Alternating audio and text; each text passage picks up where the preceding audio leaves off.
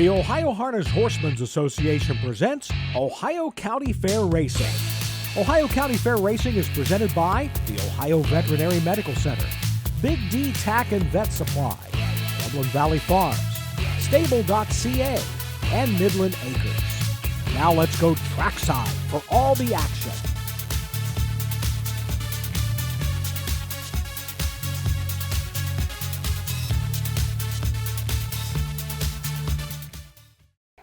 Good evening and welcome to the Defiance County Fair in Hicksville, Ohio.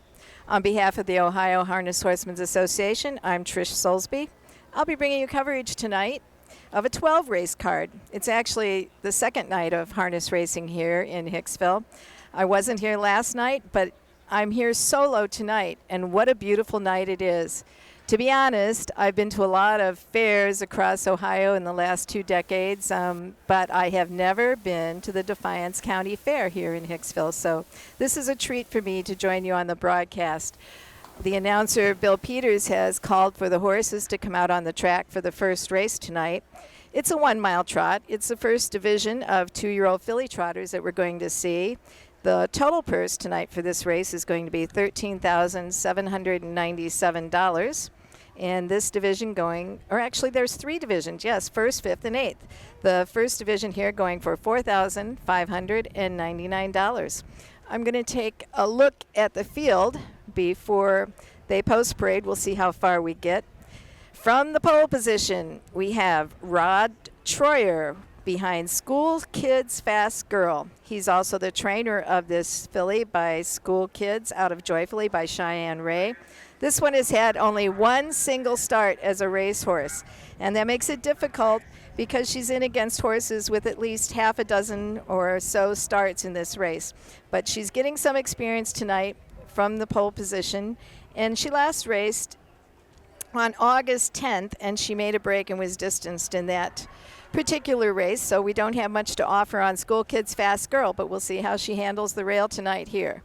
Ed Greeno Jr. is the trainer and driver of the 2, Just a Classic. This is an Enterprise filly out of Peg o' My Heart by Muscle Hill.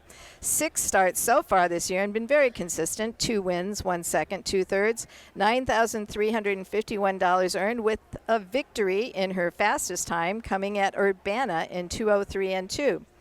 Just a Classic was 9th, however, last time out in a parimutuel, actually Ohio stake at the Sires stake, actually, at Scioto Downs from post 8. Got away. That's a hard post at Scioto Downs, by the way, for the young horses. When you get out there on the 8 and 9 hole, especially the 9 hole, it's like a little hill. But Just a Classic had the 8 hole, got away 9th, and was distanced in that race, trotting in 2:02 and 4. But at Salina was a winner, in fact, posting back-to-back wins, winning on August 5th at Urbana, and then again at Salina for Ed Greeno Jr. We're moving on to the 3-horse. It's a Rosie Weaver trained filly. This one by And Away We Go out of Fancy Sierra Star by Sierra Cosmos. Now, you're going to love looking at this horse because her name is Fancy's Lightning. Rosie's going to be driving this one. She is what we call a piebald filly. That means like a paint or a pinto. She is a 2-colored filly, and there's not many that look like her. So we're going to take a look at the post parade here in a minute. I'll see if I can get in some stats about Fancy's Lightning here. She last started on July 30th, and she made a break from post 4, finished 5th. She has not been on the board in her 6 starts. So far, she's earned $1,413, but her problem is she's been breaking. She's broke in 3 of her last 4 starts. The sole time she stayed flat was at Bucyrus, and that was from the rail. Rosie's handling her again tonight. She's had a little bit of break since this is August 21st. We haven't seen her since the 30th, and we'll see how she does after that short break. Now, you'll see her on the track, and she really is flashy. Here we go for the post parade. Bill Peters, take it away. $199 and a blanket of Baton Stevens Body Shop. Number 1 is School Kids Fast Girl, owned, trained, and driven by Rod Troy of LaGrange, Indiana. Number 2 is Just a Classic, owned by E.G. Trot LLC and Dr. Thomas Adams of Findlay, trained and driven by Ed Greeno Jr. Number 3 is Fancy's Lightning, owned, trained, and driven by Rosie Weaver of Beach City. Number 4 is Money Shot, owned, trained, and driven by Rory Moore of Grafton. Number 5 is A Little Intoxicated. Owned by Vicki Jennings of Weston, Michigan. Brad Nowakowski of Ottawa Lake, Michigan. Trained by Brian Boring. The driver is Greg Bateson. Number 6 is Wild As You. Owned by Chris Beaver of Radnor, Ohio. Leo Fleming of Ontario and Steve Zehandler of Worthington, Ohio. Trained by Chris Beaver. The driver is Emmanuel Miller. Horses will take one long score and go to the gate. Mutual windows closing in 4 minutes. There's Win, Place, Show, Exacta, Quinella, Trifecta wagering in race 1. Daily double wagering on races 1 and 2. Returns to the barns. You plan to warm. Look at the 4-horse here, Money Shot, trained and driven by Rory Moore. This one is the most experienced with 8 starts this season, still yet to post a win, but has 2 seconds and 5/3, $6,019 on her card. She's by Muscle Up the Goal out of Rapid Cash, out of Cash Hall. She last started on the 14th of August, had the 5-hole finish 3rd. 2 back, she was driven at Attica and nearly won. She led all the way, but at the head of the stretch, they got closer, and she ended up finished 2nd, beating a length and 3/4. Ken Holliday was in the bike for that start. But this is Money Shot going to the 5-horse, A Little Intoxicated, trained by Brian Boring and driven by Greg Bateson. 7 starts on the season, 3 wins, no seconds, no thirds, $7,938 with the best time at Tiffin on 2:07 2/5. Raced on August 14th at Napoleon and had the tier, was trailing, had the 7-hole, and was parked out, it looks like 3 wide early in the race, and then 2 wide, got a spot in 2nd, and then made a break and eliminated any chance for her to get a victory in that one. She was a winner 4 back, and that was a resounding win in 27 3/4 lengths in 2:07 2 for Greg Bateson in the bike, and he's been driving her in all her starts. 6, Wild As You, trained by one of Ohio's top trotting trainers, Chris Beaver. Tonight, Emmanuel Miller gets the call. This one is on a 2-race win streak. The last start, won in 2:05 3 at Napoleon. And they're going to be everybody's nose on the gate because they score 6 across here. They're getting ready to turn into the starting car and get those horses ready for tonight's first event. Speaking of Rosie Weaver, she has, trained a lot of nice horses, but she started driving back in 2008. In fact, her first year racing, she had 10 starts with 3 wins and 1/3. That was back then. And then in 2019, she really picked up her appearances in the bike. She made 151 starts, I believe, with 25 wins posting that year and a universal driving average of 367, which is really good. Also, on the training side of things, she had a really great year in 2022 with her horses earning over $750,461 at scene. And they're picking them up for the first race. Intoxicated with Wild As You on the outside. They're at the post. Starting gate is rolling now.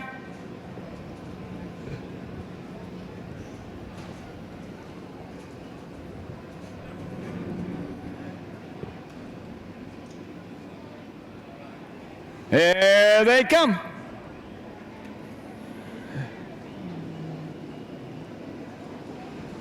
The year off and trotting the first horse away is Just a Classic. Dropping in there 2nd is Money Shot. Up on the outside 3rd is Wild As You. Moving up 4th is A Little Intoxicated. Racing in there 5th, that is Fancy's Lightning, and the horse is School Kids Fast Girl. As they make the turn now, heading down the backside to race over toward that 1/4-mile mark. Ed Greeno Jr. has Just a Classic on top by 3 lengths. Trotting in there 2nd is Money Shot, driven by Rory Moore. Racing along 3rd is Wild As You, driven by Emmanuel Miller. And their 4th is A Little Intoxicated, driven by Greg Bateson. Racing in their 5th, that's Fancy's Lightning, driven by Rosie Weaver. And the last horse is School Kids Fast Girl, driven by Rod Troyer. First quarter was trotted in 34 seconds. As they race around that upper turn to come down past the stands for the first time, that's still Just a Classic with a lead. Up on the outside 2nd, now comes A Little Intoxicated. Racing at the rail 3rd is Money Shot. Moving along fourth as they come down to the half is Wild As You. Moving up fifth now is School Kids Fast Girl, and the last horse is Fancy's Lightning. Past the half-mile mark. That's Just a Classic with the lead, with a little Intoxicated on the outside second. Along the rail third, Money Shot, and on the outside fourth, Wild As You. First half in 104 and 4/5 as they round the turn now to head down the backside to race over that 3/4 mile mark. The one to catch is Just a Classic. Racing up on the outside second now comes Wild As You. Back to third is a little Intoxicated with Money Shot right there fourth. Front four are well bunched as they go to the 3/4 mile mark. That's Just a Classic along the rail. Wild As You on the outside second, pouring on the pressure. A little Intoxicated right there third with Money Shot fourth. Then comes School Kids Fast Girl and Fancy's Lightning.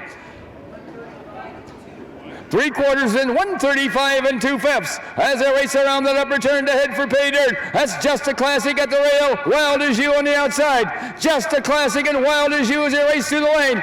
Just a Classic at the rail. Wild As You on the outside. Just a Classic and Wild As You. Just a Classic and Wild As You. Just a Classic and what? Right together at the wire. Photo for a win between Just a Classic and Wild As You. Well Intoxicated up for the show.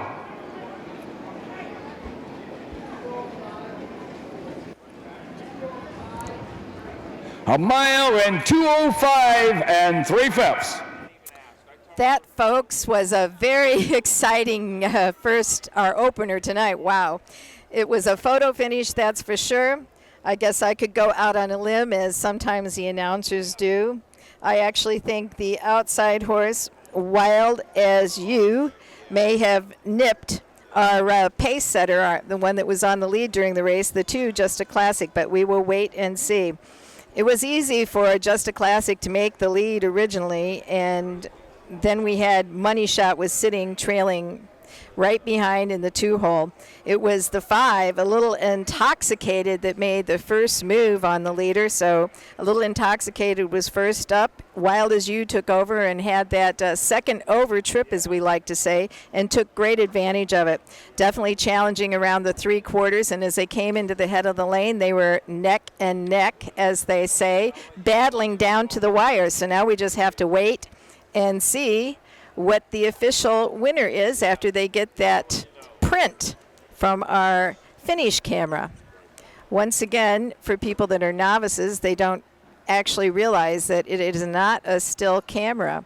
It is a motorized film almost. From Radnor, Ohio, Ontario, and Worthington, Ohio, comes number 6, Wild As You, owned by Chris Beaver, Leo Fleming, trained by Chris Beaver, and driven to victory this evening by Emmanuel Miller. Now the bike of this race is courtesy of Patton Stevens Body Shop. So I'm 1 for 1 for the night, picking up the 6, Wild As You, as the victress over the 2, Just a Classic.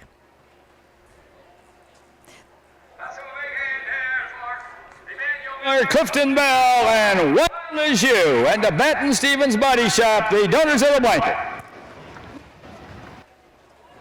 So we have the rundown to wait for here, but the winner paid $8.60 for the people that are doing mind bets at home, or for those of you that are listening right here at the fairgrounds. $8.60 to win. Second place paid $2.10 to place. And the official placings for race 1 for the top. Number 1, School Kids Fast Girl was 5th. Number 2, Just a Classic was 2nd. Number 3, Fancy's Lightning was 6th. Number 4, Money Shot was 4th. Number 5, The Lil Intoxicated was 3rd. And number 6, was the winner. Time of the first quarter was 34 seconds. The half was in 104 and 4/5. The 3/4 in 135 and 2/5, with a mile in 205 and 3/5. Should read 5:26.431, a mile in 205 and 3/5. After a short break, we'll be back with tonight's second race. Number 5, Vinny's Queen. The driver is Pierce Henry. Pierce Henry driving number 5, Vinny's Queen. There'll be win, place, show, exacta, and trifecta wins in the race 2.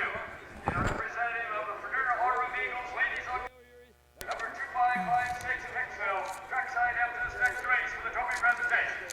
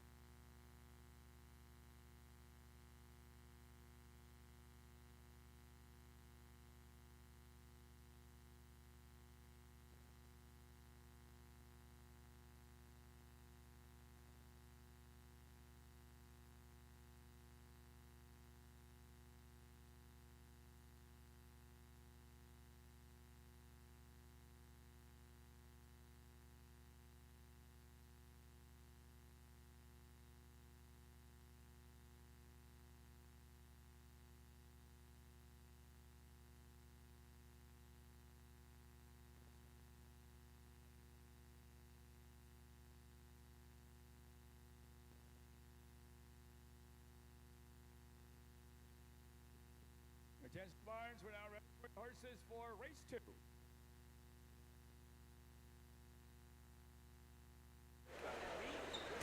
All right, we're back with tonight's second race here at Hicksville. It's going to be a 3-year-old filly pace. It's got a short field of 5. Once again, they score 6 across here. Everybody likes to come to the fairs for experience, and also we have a good program here in Ohio. The purses are very good at the Ohio fairs. This one is the first division of 2 divisions, and tonight's purse on the second race is $6,420.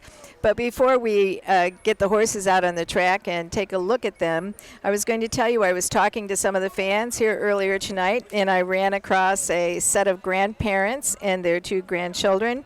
They were from Antwerp, which is right down the road, and they actually came to the races tonight to enjoy just watching them. They like to come when the local fair is in town. The grandparents are Rick and Nancy Mabus from Antwerp, and her uncle was Larry Boroff, who races horses, and they thought he might have something in tonight, which he does not. But their grandchildren, Isaac Myler and Allie Reinhardt, said that they think the horse racing is fun and they like to watch, so they're joining us tonight. We're going to take a look at this second race. The one horse is a special dance trained by Herman Hagerman, a filly by Dance and Yankee out of Fine Art. Mindale by Modern Art. Has had 21 starts this year with 4 wins, 3 seconds, and 1/3, $27,207 in the bank, and a nice mark at Scioto Downs, a 154. There was supposed to be a line to be announced with this one. Emmanuel Miller has been driving her in all the starts and will be driving her again tonight. Did start at Wilmington, but I do not have the finish. That was August 18th. But prior to that, she was at Napoleon, was in the second tier, finished second, paced in 2 minutes. And on August 10th, had the 2-hole and won in 2 minutes and a 5th at Croton. So there you go. The 2-horse, Meadowland Bella. This one driven by the hot hands, Mark St. Louis Jr. I believe he is either atop the standings or second of the standings here on dash driving here at the Ohio Fairs this summer. This one is trained by Mike Metters. It's a well-said filly out of Meadowland Lindy Lou by Stonebridge Regal. 7 starts on the year, 2 wins, no seconds, no thirds. $4,898 and a qualifying victory at Scioto Downs of 156. Now this 3-year-old really is lightly raced. She didn't make any starts as a 2-year-old, so she is catching up. She has a lot of catching up to do, but it is often worth waiting if your horse is immature, too immature to race it to. It's worth to take the time. We're going to take a look at the 3 now. Hula Ray, driver Clifton Bell for trainer Bill Webb. The 3-0 filly by Cheyenne Ray out of Hot Shot Hullabaloo by Noble Return. 12 starts this year, no wins, a single second, and no thirds, $3,337 earned. Similarly to the 2, this one only made 1 appearance as a 2-year-old, so has had a lot more experience with 12 starts this year, but is just picking up checks here at the fairs. Finished 5th last time at Napoleon. At Attica, finished 7th off a break. Was 4th the start before that. Best time that I can see is a 2:01.1 performance turned in at Tiffin. We also have the 4 West Malibu, trained by Brian Boring and driven tonight by Drew Neal. This is a Down by the Seaside filly out of May West Hanover by Western Hanover. 8 starts, 3 wins, 1 second, 3 thirds, $12,363 in earnings, and a mark taken this season at Attica of 159.1. West Malibu last started at Napoleon and went wire to wire. That's 2 in a row for this filly. The 5 Vintage Queen is going to be driven tonight by Pierce Henry for trainer Harry Miller. It is a Western Vintage filly out of McFoolery by McArdle. Winless this season, but last season as a 2-year-old, posted 5 victories out of 17 starts, backing that up with 6 seconds and 2 thirds. And here comes the post parade. Memorial. Purse of $6,420 and a blanket courtesy of Fraternal Order of Eagles, Ladies Auxiliary number 2556 of Hicksville. Number 1 is a special dance owned by Hagerman Racing on Vernon, Ohio. Miller of Fredericksburg, Ohio, and Daniel Schrock of Millersburg, Ohio, trained by Herman Hageman, the driver, Emmanuel Miller. Number 2 is Meadowland Bella, owned by Tina Sudermeister and Tammy Hoover of Pataska, Ohio, trained by Mike Mathers, the driver is Mark St. Louis Jr. Number 3 is Hula Ray, owned and trained by Bill Webb of Defiance, the driver Clifton Bell. Number 4 is West Malibu, owned by Doug Hartong Jr. of Adrian, Michigan, trained by Brian Boring, the driver Drew Neal. Number 5 is Vintage Queen, owned by Joel Bontrager and Kyle Miller of Shipshewana, Indiana, trained by Harry Miller, the driver Pierce Henry. Horses will take one long score and go to the gate. Mute show windows closing in 4 minutes. There will be win, place, show, exacta, and trifecta wagering. Returns to the barns.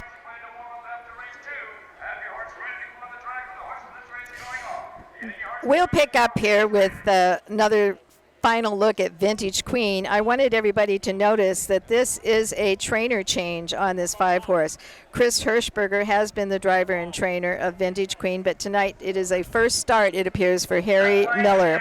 Now, Vintage Queen was 4th last time out at Jefferson, well beaten, pacing in 2:11 and 2. Before that was at Mansfield, well beaten, finishing 6th, 2:10 and 1. Was vet scratch, 3 back, sick. So if we look at the starts after that, they weren't so snappy. But prior to that, at Painesville, this one came a final quarter in 30 and 4, mile in 2:01 and 4, finishing 5th. So I think maybe that scratch vet 6 start may have had something to do with the last 2 performances, and maybe that's why they decided to move this one on. So it has a different set of eyes on it in trainer Harry Miller. We often see trainer changes, driver changes, owner changes. It's hard to pick up on them all. But we're going to have a look at all these horses very shortly. I think they're all out on the track now as they get organized. We have, we're looking at the girls first in these first 2 races. Of course, the first set, the trotters, the second set, the pacers. And one of the things is when they're starting to learn, people always think that the trotters make more mistakes. Now, the second race is 3-year-olds anyway, so they're more experienced and more is expected of them. But when they're youngsters, I don't think it makes much difference. They all have a lot of things they have to learn, and it's amazing because they really don't have a lot of time to learn those lessons if they're going to race at 2. The yearling sales are starting very, very soon. In fact, I think the first one's almost right around the corner where you can look at some of the prospects. But here we go. They've assembled, and they're moving into the starting gate. The first horse in at the rail will be a special dance. And comes Meadowland Bella, Hula Ray, West Malibu with Vintage Queen on the outside. There at the post. Starting gate is rolling now.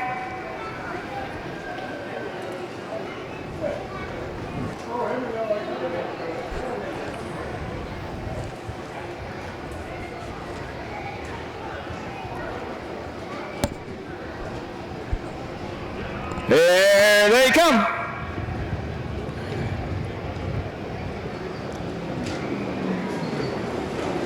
They're off and pacing. The first horse away is Meadowland Bella. On the outside, second is West Malibu. And their third is a special dance. Racing up 4th is Vintage Queen. And the left horse is Hula Ray. As they make the turn now to head down the backside, toward that quarter-mile mark, Mark St. Louis Jr. has Meadowland Bella on top by a length and a half. Pacing in there second, that's West Malibu, driven by Drew Neal. Third is a special dance, driven by Emmanuel Miller. Racing fourth is Vintage Queen, driven by Henry. The last is Hula Ray, driven by Clifton Bell. Quarter is 30 and 1/5 seconds. As they race around that upper turn, come down past the stand for the first time. That's still Meadowland Bella with the lead. Steady, racing in there second, that's West Malibu. Third is a special dance. Racing fourth, Vintage Queen, and the last horse, Hula Ray. All 5 fillies pretty well bunched as they come to the half-mile mark. That's Mark St. Louis and Meadowland Bella bringing the horses to the half. Moving up on the outside second now is a special dance. At the rail third is West Malibu, followed by Vintage Queen and Hula Ray. First half paced in 1:01 and 2/5. As they round the turn now to head down the backside to race over that 3/4 mile mark. The one to catch is Meadowland Bella. The horse pulling on the place on the outside is special dance. Racing third is Malibu. Fourth is the last horse, Hula Ray. Going to the 3/4 mile mark. That is still Meadowland Bella with the lead. On the outside second is West Malibu. 3/4 and 1:30 and 3/5. That's a special dance. Meadowland Bella in a special dance. West Malibu racing third. As they race toward home.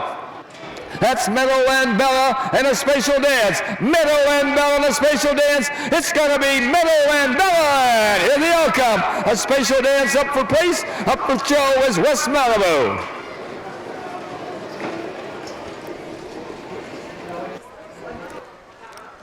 Mile in 1:59. That was a nice last half in that one. They were at the half in 1:01 and 2, mile in 1:59. So that means they went 58 and 3 the last half. Pretty nice half for these Philly Pacers. It was an easy wire winner, wire to wire for the two. Meadowland Bella. Mark St. Louis Jr., who's been tearing him up here at the Ohio Fairs, was in the bike for that one. Nice challenge from a special dance. That one handled by Emmanuel Miller, but basically the race started off with the 4, West Malibu, following Meadowland Bella. The one horse was sitting third. Vintage Queen was sitting fourth, and the 3-horse Hula Ray was fifth. It went pretty much that way till they turned going to the half, and then you saw a special dance pop out and come first over and challenge the rest of the mile. This one in 1:59, which was a very good race here. Yeah, I mentioned the sales just being right around the corner, and I have to say a special dance came out of the Blooded Horse sales for $15,000 2 years ago. This one has earned lifetime $48,449. A special dance is, like I said, had the snappiest lifetime mark, 154. So sometimes time doesn't mean everything, as she did finish second. But the annual Blooded Horse sale is coming up August 27th at the Champion Center in Springfield. Number 2, Meadowland Bella, owned by Tina Sudermeister and Tammy Hoover, trained by Mike Medders, and driven to victory this evening by Mark St. Louis Jr. Now we have 2 blankets here. They're going to take the picture, I think, first of the Jay Helen and Jim Volkert Memorial blanket. That'll go to the winner of the faster division of the 3-year-old Philly Pace.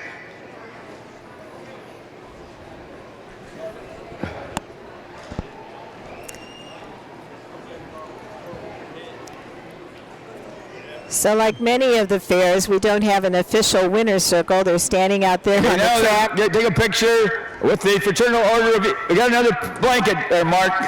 This one you get to keep, okay? This is the Fraternal Order of Eagles, Ladies Auxiliary, number 2556 of Hicksville. This blanket you get to keep. The other one you get if you have the faster division.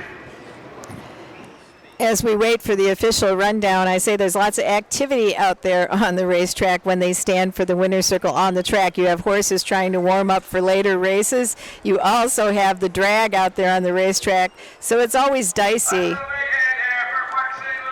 Mike Medders, Stacy Curry, Braden and Brian Novak, and Meadowland Bella. And to the Fraternal Order of Eagles, Ladies Auxiliary, number 2556 of Hicksville, the donor of the blanket.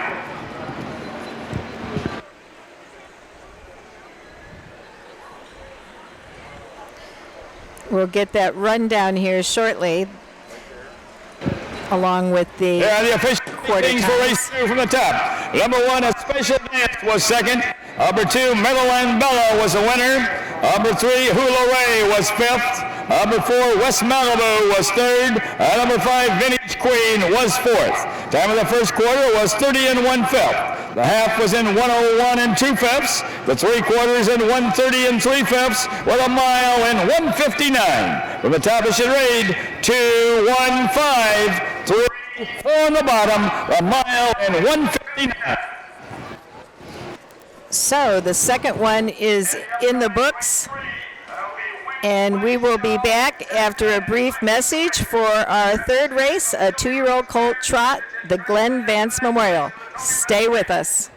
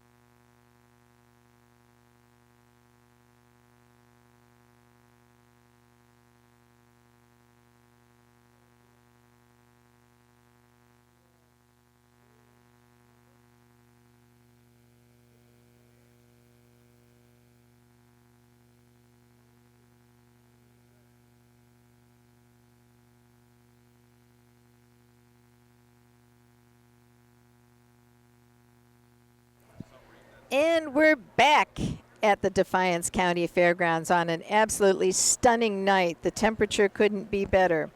We have 2-year-old Colt trotters on tap here, so the boys are back in action for tonight. The first time, I believe, we saw fillies, and now we're turning our attentions to the Colts. It's a field of 5 going for $6,420. There are 2 divisions of the 2-year-old Colt trot tonight, the 3rd and the 7th. The 1 horse is Typhoon Tony. Dan Veneer drives and trains this Uncle Peter out of Hurricane Hazel by striking Sabra. 6 starts thus far with 1 win, no seconds, and 1/3, $4,549 earned, and a mark taken at Napoleon of 2:08.1, and that was last time out on August 14th. They must have figured something out because 2 starts in a row before that, the horse made breaks. So actually, the horse was making breaks 4 out of his last 6 starts, but got to the winner's circle last time out. That's a great thing. Emmanuel Miller will drive the 2. RBs Can't Be Touched, trained by Herman Hagerman. It's an Enterprise gelding by Credivita out of Credit Winner. This one has 7 starts, no wins, 2 seconds, no thirds, $5,547, and things were going in the right direction at Napoleon with one of those second-place finishes, trotting the mile in 2:07.1. The 3, Brian Boring trains the Marseille gelding out of Ellen's Lucky Roll by Cincinnati Kid. 7 starts, 1 win, 2 seconds, 2 thirds, $10,197 earned, and a mark of 2:08 taken at Oak Harbor. Now, this one has been very consistent. It's Hydroplane and Henry. Greg Bateson is the driver tonight, has driven this one in all appearances, and in the last 5 has never missed the board. 2 second places finishes, the last 2 at Napoleon Attica, a 3rd at Bowling Green, a 3rd at Tiffin, and then the winner at Oak Harbor. So very consistent. The 4 is Last Rail Standing, trained by Matt Waltz. It's a long tom out of Above the Rail by Donna Rail, and Scott Bateson will drive. 4 starts, no seconds, no thirds, and not even a win. So has yet to hit the board, $497. Only 4 appearances, has broke in every start. The 5 Silverton, we see Rosie Weaver back in the bike. She's also the trainer of this gelding by Marseille out of Turquoise Sweetie by Dream Vacation. 8 starts, 1 win, 2 seconds, 1/3, $17,696 earned. And he took his mark at Bluffton, 2:07.3, and that was back on July 9th. actually has been making breaks again the last 4 starts consistently, and I think that's when Rosie often decides to sit and drive herself because she wants to work out what the problem is, see if she can find something to help her horse. So she probably climbs in the bike because when you have a driver trying to tell you something, it's still not like sitting behind one. So I would imagine that's why we see her in this one. This field of 5, we have 1 colt, 4 geldings. A lot of times the young males get gelded early because they think it keeps their mind on their business. You have to think that you have a nice one, or there's a reason usually today when people decide not to geld a colt. But in the case of this one, Dan Veneer's Uncle Peter, Typhoon Tony, is a colt. Not gelded yet anyway. Perhaps with that win last time out, he saved himself too. You never know. They're coming out on the track here, and we're getting ready for them to get assembled so we can get the post parade from Bill Peters.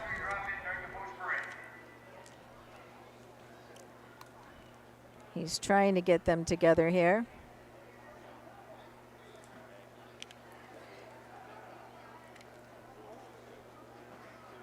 We have,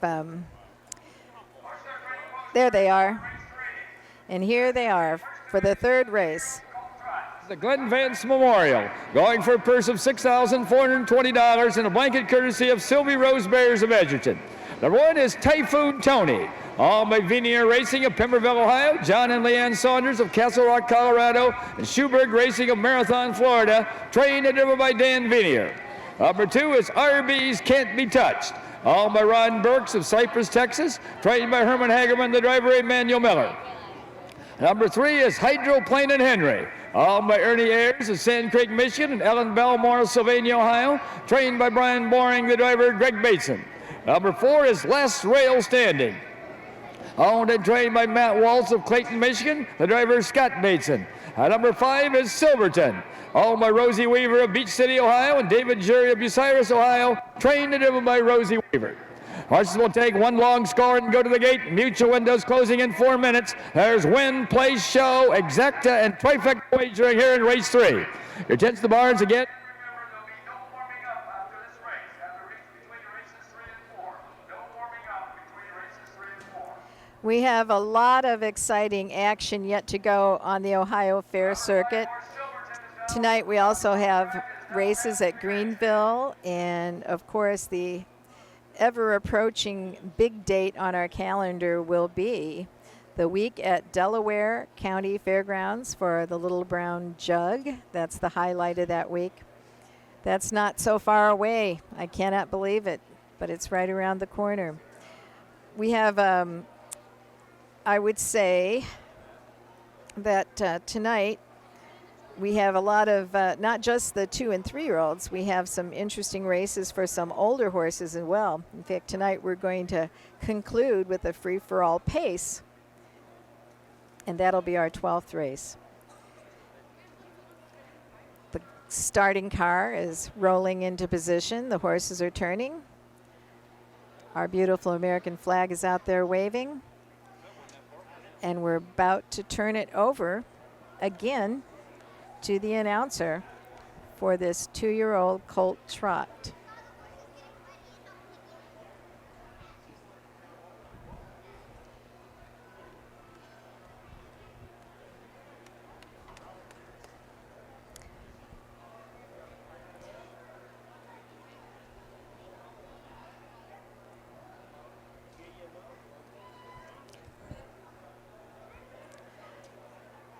I think between trying to listen for Bill Peters to see where we are on the program and studying my program, and then watching the action out there on the track, things were moving along swiftly, and now they slowed up a bit. That often happens. We have post times, but they aren't all that strict. They don't even always line up at the parimutuel tracks to what they say they will be off at. But I do assure you This one is just moments away. Also lining up down the backside of the win lead. First horse in is Typhoon Tony. RBs can't be touched. Hydroplane and Henry, last rail standing with Silverton on the outside.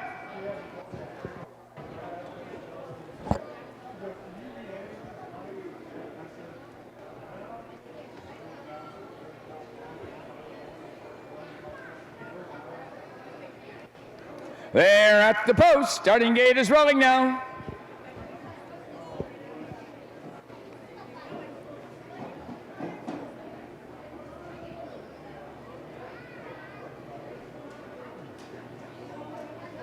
Here they come.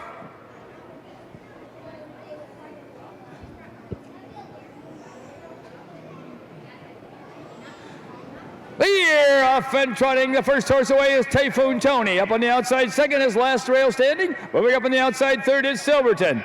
Down at the rail fourth, that's RB's Can't Be Touched. And the last horse is Hydroplane and Henry. As they make the turn now to head down the backside to race over toward that quarter-mile mark, Dan Vinier has Typhoon Tony on top by 1 length. Up on the outside second now comes Silverton, driven by Rosie Weaver. Or between horses third, that's Last Rail Standing, driven by Scott Bateson. Racing in their fourth is RB's Can't Be Touched, driven by Emmanuel Miller. And the last horse is Hydroplane and Henry, driven by Greg Bateson. First quarter started in 32 2/5 seconds. As they race around that upper turn to come down past the stands for the first time, that's Silverton showing on top. Right there, close second is Typhoon Tony with Last Rail Standing trotting third. Moving up fourth now is Hydroplane and Henry, and the last horse is RB's Can't Be Touched.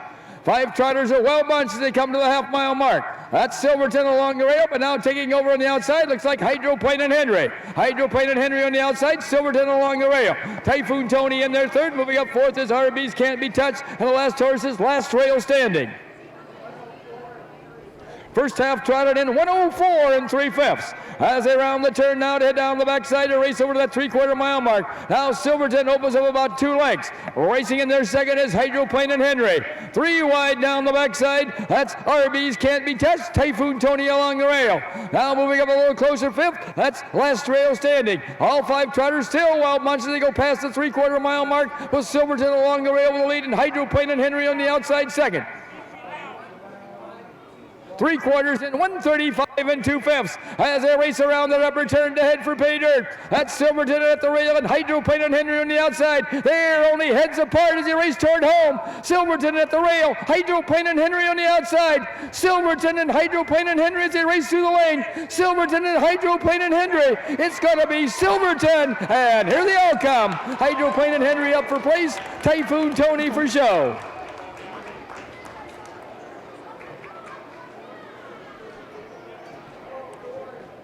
A mile in 2:04 4/5. Oh, lots of excitement on that one. I think I have some people that were sitting right next to me headed to the winner's circle. That one, Silverton with Rosie Weaver in the bike. You know, that's very interesting because Typhoon Tony took the early lead, and Silverton was out there 3 wide leaving. And she decided, first she was going to try to drop back. There was no room, and she made a bold move to the front. It was very exciting. So she decided to flip and go right on and challenge the leader, and she made the front with Silverton and actually never looked back. But it was quite a duel late between Silverton and Hydroplane and Henry. Typhoon Tony, that had been the early leader, tired and was dropping back, but Hydroplane and Henry, who I said was very consistent, he keeps up the consistent streak, finishing second. So very exciting race there, and Silverton takes the win, 2:04 4.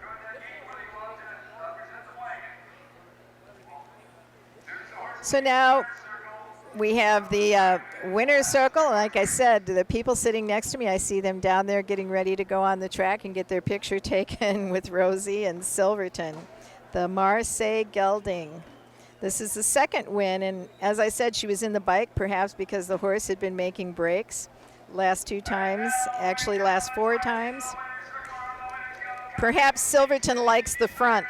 That might be the key. by Rosie Weaver and Dave Jerry, trained to deliver the victory by Rosie Weaver. The blanket for this race is courtesy of Sylvie Rose Bears of Edgerton. This is also the Glenn Vance Memorial. I think they're going to take a picture of the Glenn Vance Memorial blanket first. And this one will go to the winner of the faster division of the 2-year-old Colt trot. And members of the Vance family are in the winner's circle for the trophy presentation.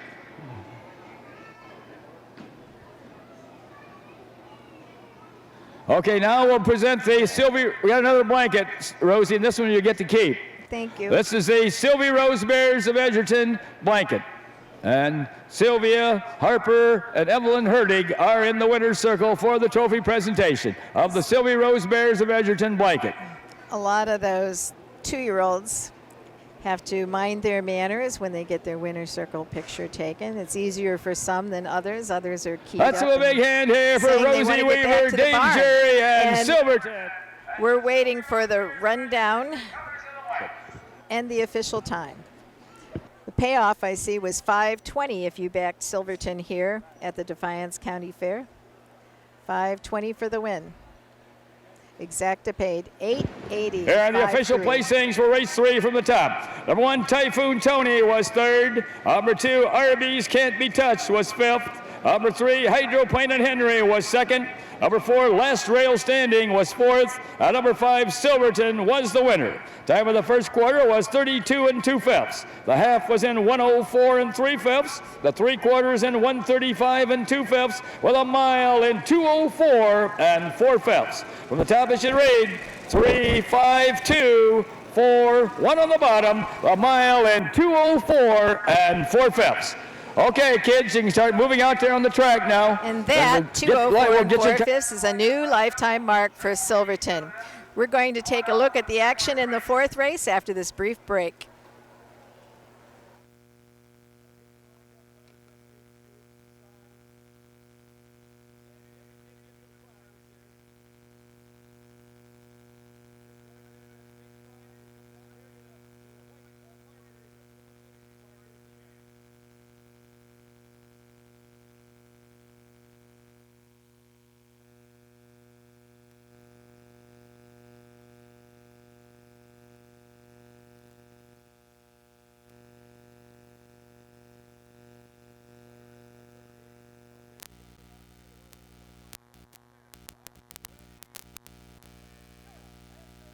Course race, down the line, there comes Sylvia, there comes Harper Herdig up on the outside to gain the win.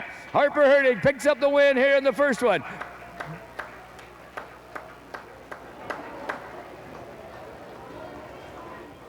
Okay, they should have a prize for every kid. You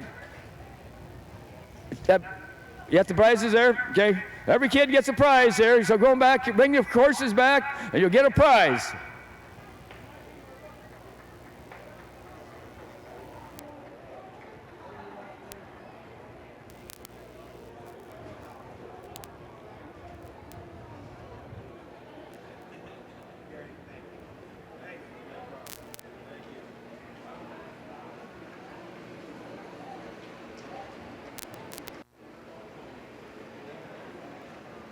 All right, we got another group? Nope, that's all we had tonight? Okay. All right, now, those bears, each one, a horse, I mean, every kid got a little horse. We're going to put those into the ones that are remaining will go into the grandstand giveaway. So everybody might get a chance of getting one of those little stuffed horses. Those come from the United States Trotting Association. Your tents to the barns, you can start hooking your horses for race 4 and bring them on out. Bring your horses on out for race 4. Let's give all these kids a big hand that participated here in the Stickhorse races. Those are your future harness racing fans. Hey, well, we had a different kind of race there in between the 3rd and our upcoming 4th. We saw the Stickhorse race. We had quite a few participants, and it was really cute. One of the littlest ones you probably saw took a tumble but got right back up and decided to advance anyway. Not a quitter. That's what we like in our horses, too. We like horses that pick themselves up and keep going. Honest horses. It was quite a cute little race, and that was sponsored by the United States Trotting Association. Very nice. So here we are. We're going to be looking at the fourth race here shortly, and we're back to 3-year-old Colt pace. And this one is the first 3-year-old Colt place on the evening. And it is only one division, going for a purse of $12,140. So we'll be back to talk more about that after a short break. Thank you. Yeah. Is it good? I'll have it. And members of the family of Albion, trackside after the next race for the Toby Bridge.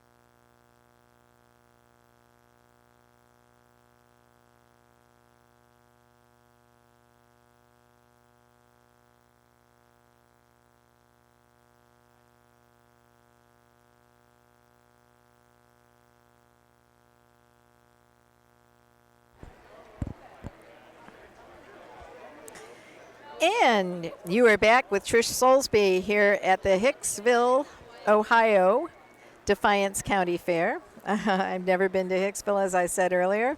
It's quite nice. A little place. There were a lot of American flags flying. I always like to see that.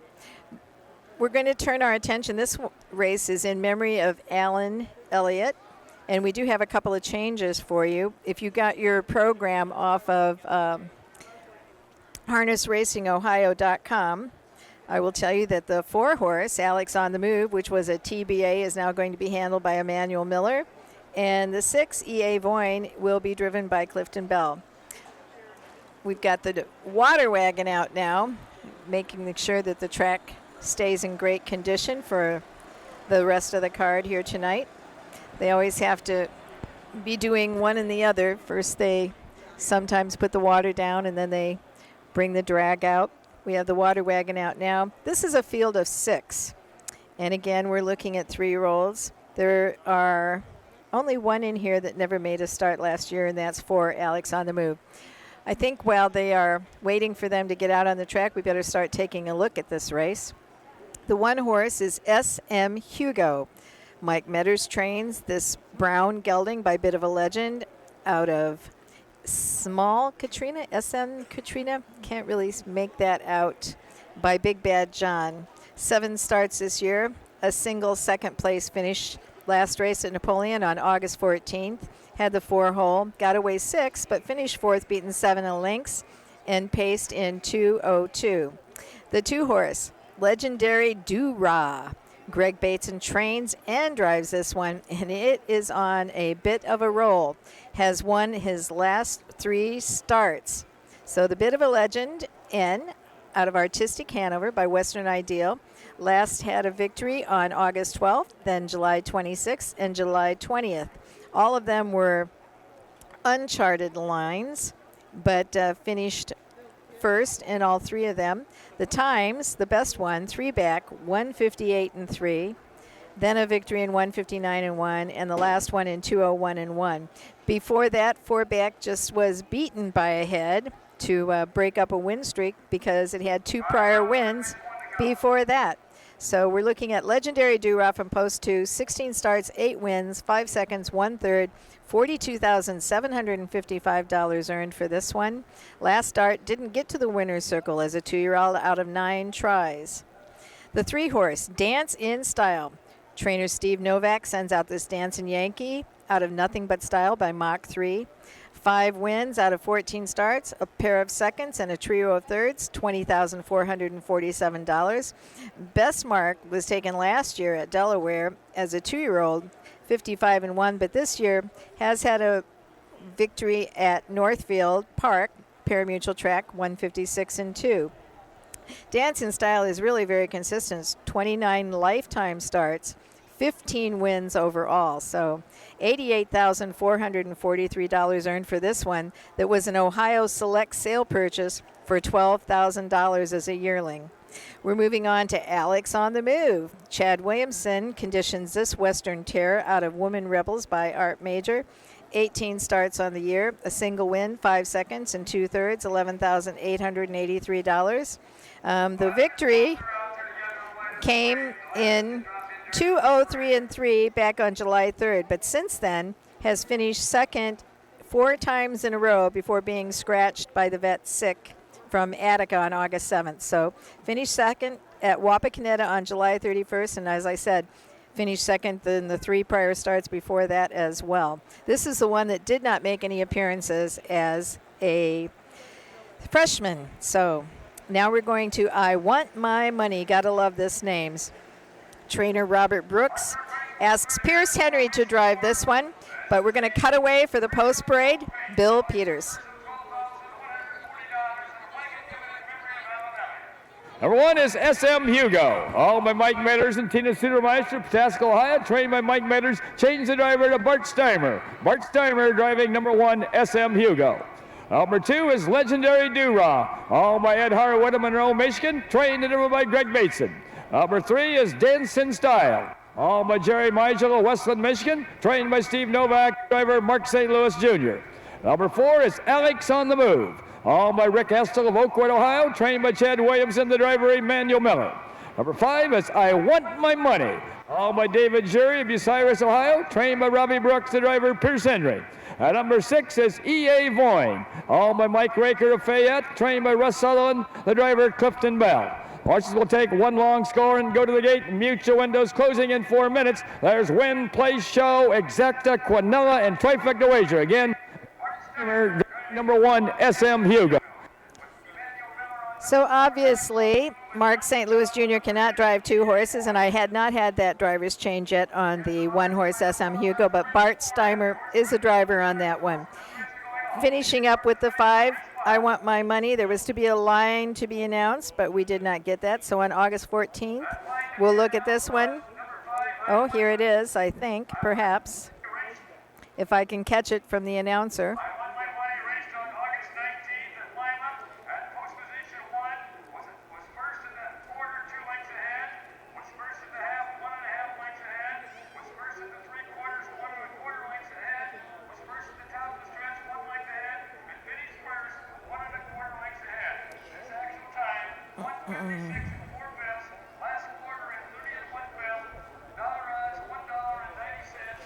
Also having a very good year then is I Want My Money. For that line that was to be announced, he was a winner from the rail in wire-to-wire style. So that would bring up, I would say, 8 starts on the season out of 19. So very, very good there.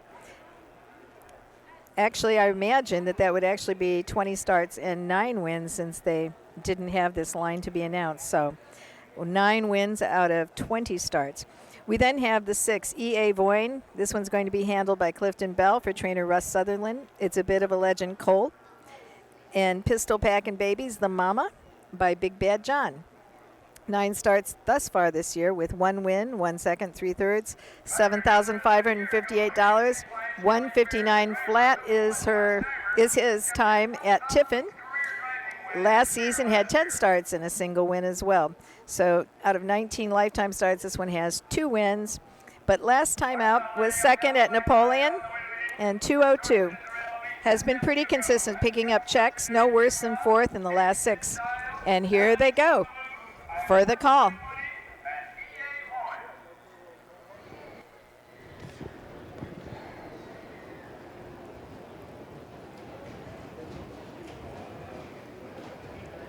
They're at the post. Starting gate is rolling now.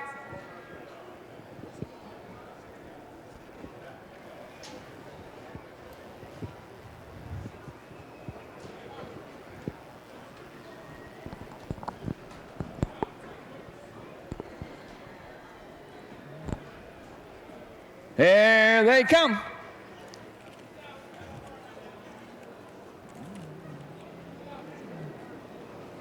The year off and pacing the first horse away along the rail is SM Hugo. Up on the outside second is Legendary Do-Rah. Moving up third is Dancing Style. On the outside fourth is I Want My Money.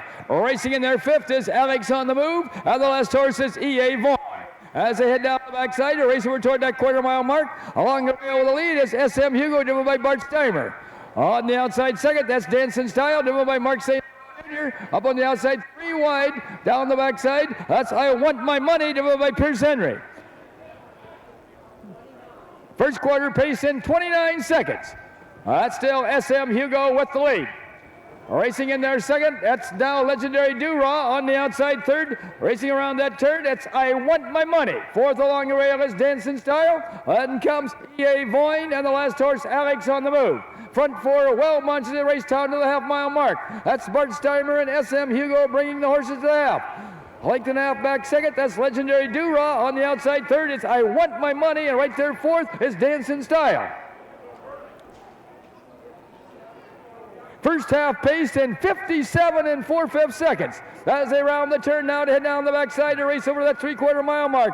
Now Legendary Do-Rah takes over. And going right with him is Dancing Style. Dubbing back third, that's SM Hugo. Racing in there fourth is I Want My Money. Racing fifth, that's EA Vaughn. And on the outside sixth, that's Alex on the Move. As they go to the 3/4 mile mark. That's Legendary Do-Rah along the rail. Dancing Style on the outside. That's Dancing Style now taking over, dubbing back a little bit is Legendary Do-Rah.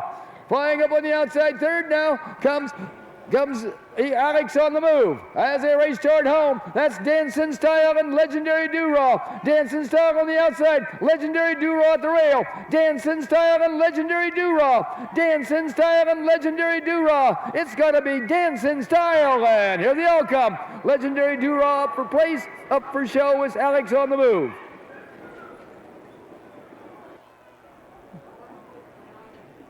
A mile and 1:59 and 3/5. Well, they say pace makes the race.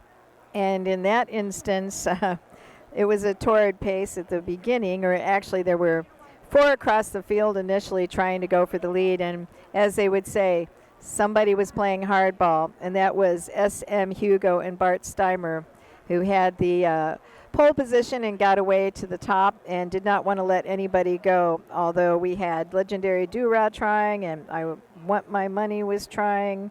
I also believe Dancing Style was there. But I Want My Money actually was 4 wide for a little bit, then was 3 wide, and finally was challenging. But what happened? Well, the early leaders got tired, and it ended up being a battle between the 3, Dancing Style, and the 2, Legendary Do-Rah. So they finished up the race nicely, and the others tired a bit. So we had the 2 were well ahead of the next little group.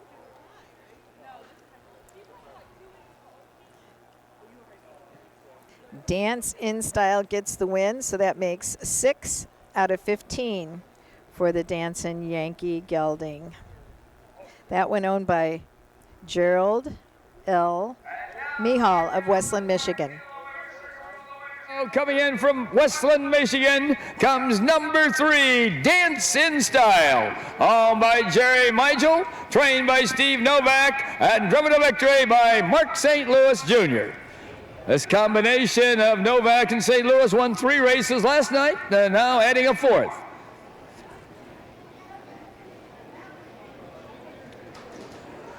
This blanket is in memory of Alan Elliott. Alan, a longtime horseman here in the Hicksville area, was the only Defiance County driver ever to drive in the Little Brown Jug, driving High Bay in the 1956 Little Brown Jug.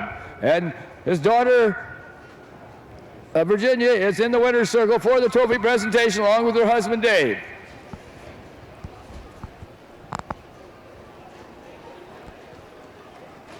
Let's have a big hand here for the Elliott family for presenting this flag, and big hand to Mark St. Louis Jr., the Novak family, Stacy Curry, and Dancing Style, the winner of race 4. Dancing Style also won, last year as a 2-year-old, we only had 1 division of the 2-year-old Colt pace here, and Dancing Style won that one also.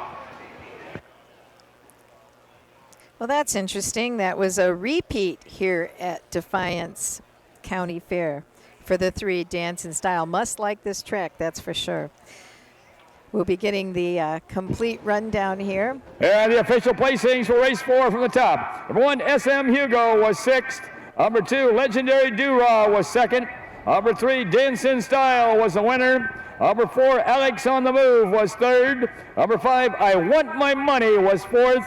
And number 6, EA Voyne was 5th. Time of the first quarter was 29 seconds. The half was in 57 4/5. The 3/4 in 129, with a mile in 159 3/5. From the top, it should read 6, 2, 1, 3, 4, 5, a mile in 159 3/5.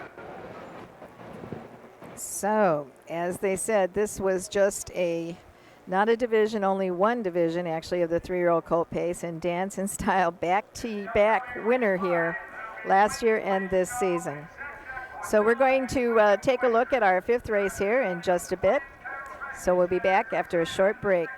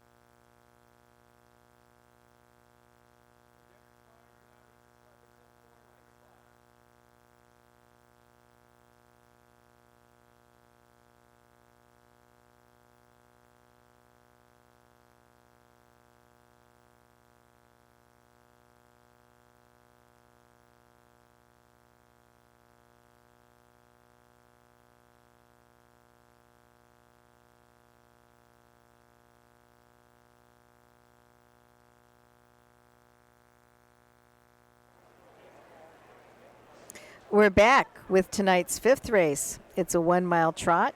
It's actually the second of 3 divisions for 2-year-old filly trotters here.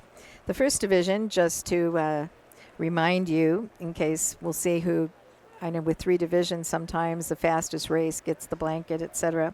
But the first division went in 2:05 3. So we'll see if this group of 6 can best the first division's time or not. They're getting ready to get the horses out for the 5th race, so I'm going to start taking a look at the field for you. The 1 is Tom Hands It Over. This filly is by Long Tom out of Miss Riggs by Big Riggs. She's had just 3 starts this year, no wins, no seconds, but posted a single third in her first appearance at Oak Harbor, despite the fact that she made a break at the start from post 2. She also made a break at Bowling Green on July 30th from post 3, finished 6th in that one, and broke last time out at Napoleon on the 14th of August from the 5-hole, but did manage to finish 4th and trot the mile in 2:10 3 at odds of 99 to 1. Well, if she'd hit the board, that would have probably been a very nice show price. The 2, Tom Power, handled by Greg Bateson for trainer J. Duke Sugg. A Long Tom filly out of Power Wave by Power Play. 8 starts this year. 1 win, 1 second, 1 third, $6,923 earned. It qualified at Delaware, actually. She qualified at Delaware back early in the season, and she won her qualifier quite nicely in 2:01 2. Since then, she has raced some at the Parimutuel track. She's been at Scioto Downs a couple times where she raced in the Buckeye Stallion Series for 2-year-old fillies. Actually, she finished 3rd on July 16th there at Scioto Downs, trotting in 2 minutes flat, final quarter in 29 3. And then again on July 23rd, finishing 4th. Both times, I'd have to give her lots of kudos. She had drawn the 9-hole. That's very tough. They're up there on that hill for the 2-year-olds, and she stayed at it there. 2 back at Urbana made a miscue behind the starting gate and ended up finishing a distance 6. Last time out was in the 2nd tier and had the 7-hole and also made a break. So coming into this one off 2 breaks is Tom Power. The 3-horse, Wild Child Annie, trained by Rosie Weaver. She's not in the bike for this one. She hands the lines over to Drew Neal. It also is a Long Tom filly out of Teacher Pat by Lucky Chucky. 3 victories out of 8 starts this season, $12,316 on her card. Her mark was taken at Croton, and that was back on August 10th, wire-to-wire style. She also won in that same style just last time out, August 14th, wire-to-wire style in 2:05 and 4. If we want to go 4 back, she also won wire-to-wire, so she has a penchant for the front end. Her fastest time of being timed actually came at Scioto Downs in a Buckeye Stallion series back on July 23rd, finishing 4th and trotting in 2 minutes and a 5th. The 4 is Bank It. Rory Moore is the trainer and the driver of this Break the Bank filly, by Break the Bank K out of Ultra Perfect by Perfectly. 7 starts, yet to see the winner's circle. $2,792 earned, was second last time out at Napoleon, trotting in 2:06 and 4. Attica finished 3rd, trotting in 2:10 and 3. Was 3rd before that at Bowling Green, so she's headed in the right direction. The 5 is Speed of an Angel. Again, we see trainer Chris Beaver. This is a Marseille filly. He puts her in the hands of Emmanuel Miller. She is out of Keystone Angel by Muscle Massive. 7 starts, 1 win, 3 seconds, earnings of $6,033, and went all the way, start to finish, last time out in 2:07 and 4 at Napoleon. Here comes the post parade. Center. Number 1 is Tom Hands It Over, all by Jerry Meisel of Westland, Michigan, trained by Steve Novak, the driver, Mark St. Louis Jr. Number 2 is Tom Power, owned by Ivan and Duke Sugg and Steve Moss, all of Deschler, trained by Duke Sugg, the driver, Greg Bateson. Number 3 is Wild Child Annie, owned by Heartland Acres of Walhonding, Ohio, and Rosie Weaver of Beach City, Ohio, trained by Rosie Weaver, the driver, Drew Deal. Number 4 is Bank It, owned, trained and driven by Rory Moore of Grafton. Number 5 is Speed of an Angel, owned by Chris Beaver of Radnor, Ohio, Joe Sabraco of Brecksville, Ohio, Tim Holman of Mainville, Ohio, and VIP Internet Stable of New Jersey, trained by Chris Beaver, the driver, Emmanuel Miller. Number 6 is Judy K, owned by Marjorie Deshetsky of North Branch, Michigan, trained by Mike Sweeney, the driver, Pierce Henry. Horses will take 1 long score and go to the gate. Mute your windows, closing in 4 minutes. There's Win, Place, Show, Exacta, Quinella, and Trifecta wagering here in race 5. Your tents the barns, you plan to warm. Okay, so we looked at the 5-horse Speed of an Angel. As I said, she went to the lead last time out and won by open lengths, 10 1/4 lengths in 2:07 and 4. The 2 prior starts before that made breaks early in the mile at the start, right after the start. But at Bowling Green had another nice finish, finishing second by a head in 2:07 and 1. Best time was at Scioto Downs, 1:58 and 4, and that also was July 23rd, like some of the other fillies in this, in a Buckeye Stallion Series race. Now the 6 is Judy K. Trainer Mike Sweeney sends forth this Marseille filly out of Lovia Formulas and by Angus Hall. 8 starts, 2 wins, 3 seconds, 1/3, $15,153 earned in her freshman year. And a mark at Delaware also in a qualifier, 2:02 and 4. However, that is not her best time at Scioto Downs on July 16th in a Buckeye Stallion Series. Took the lead early and finished second, beaten a length, and trotted in 2 minutes and a 5th. Last time out, raced at Napoleon, finished 4th, trotted in 2:08 and 1, and there also took the lead 2 back at Urbana on August 6th, and again, just got beat late, finishing second, beaten 1 1/4 lengths, trotting in 2:06 and 1. So we'll see again what this second division goes. I do want to say that this is the second division, and then we have the third division, which is going to be our 8th race. This race is sponsored by the Defiance Chiropractic Center. So, just a little trivia for those that are listening. They often make remarks, but tonight we won't be looking at that because I'm here solo anyway. But who do you think was the first trotter to ever go a mile in 2 minutes in our history of harness racing here? Well, I guess we're not going to hear any guesses, but I am going to tell you the first trotter to go in 2 minutes was a mare by the name of Lou Dillon. She was foaled in Santa Rosa, California back in 1898. The lore says that she was a really difficult filly to handle, but she always showed speed. And when her owner died, they put her in the sale ring, and she was purchased by CKG Billings. $12,500 was the tag. So back then that had to be pretty good. She went on to race on the Grand Circuit under a trainer driver by the name of Millard Sanders. And where she trotted that mile in 2 minutes? Well, she was 5 years old, and that was in 1903 at Redville, Massachusetts. The same year, at Memphis racetrack, with Sanders in the bike, she actually trotted in 1:58.5, and she was also driven by her owner, Billings, to a wagon, hitched her to a wagon, and she went in 2 minutes as well. People might have remembered her if they knew the history of harness racing, because she went on an exhibition tour, an extended tour of America and Europe, and she made appearances driven by both of those gentlemen. She actually got retired in 1906 and also died where she was born in California at the age of 27. So we're going to pick up 2-year-old filly trotters with the call in just a moment. Angel with Judy K on the outside. There at the post. Starting gate is rolling now.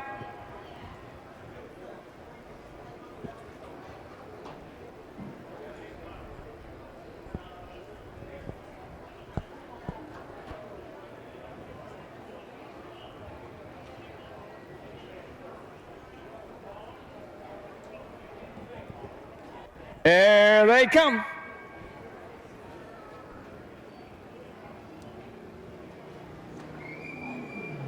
The year off and trotting the first horse away is Wild Child Annie. Up on the outside second is Bank It. Down at the rail third is Tom Hands It Over.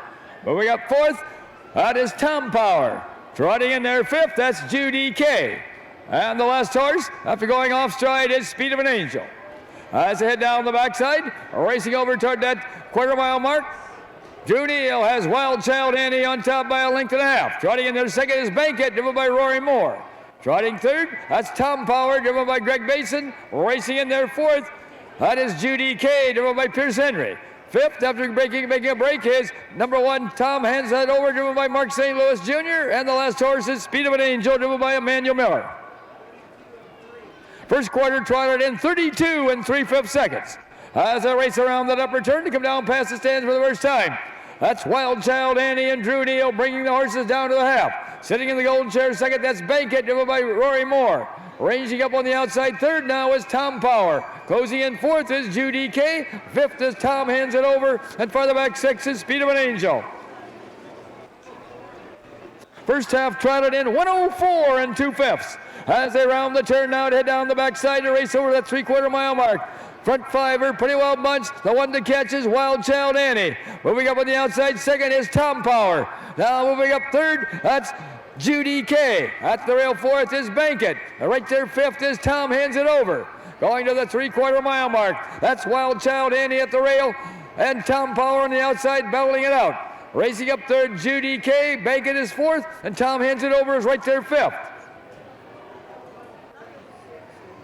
3/4 in 136 1/5. As they race around that upper turn to head for pay dirt. That's Wild Child Annie at the rail. Tom Power on the outside. Wild Child Annie and Tom Power as they race through the lane.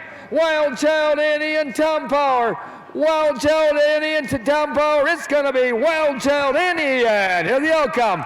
Tom Power up for place with Judy K up for show. A mile in 2:05 4/5. So 2:05 4. They missed going as fast or a tick faster than the first division because the first division went in 2:05 3. So they did not beat the first race's time. Actually, this was a very nice race as well, and things were pretty true to form. Speed of an Angel has been showing some signs of making breaks, either behind the gate or right after, and the 5-horse did indeed make a break. But also the winner, Wild Child Annie. This makes it 3 in a row here in Ohio, and actually she has won 3 out of her last 4 starts. So she is doing quite well for trainer Rosie Weaver. And she also has been handled by Drew Neal in most all of her last appearances. So we have a nice winner here, 205 and 4 in this field of 6. It was a nice finish, although it was an easy win for Wild Child Annie, probably winning by 3 lengths or more. We'll have to see how that 8th race does when it comes to a race against the clock, but when it gets those purse checks, they never put on the purse check what the time of the mile is, so that really doesn't matter much. Definitely doesn't matter unless you are looking for a record for other reasons. Right now we have a lot of horses coming out to warm up between races while we're waiting for Wild Child Annie to return to the winner's circle, and here she is. Coming in from Walhonding in Beach City, Ohio, comes number 3, Wild Child Annie. Owned by Heartland Acres and Rosie Weaver, trained by Rosie Weaver, and driven to victory this evening by Drew Neal. The blanket for this race is courtesy of Defiance Chiropractic Center.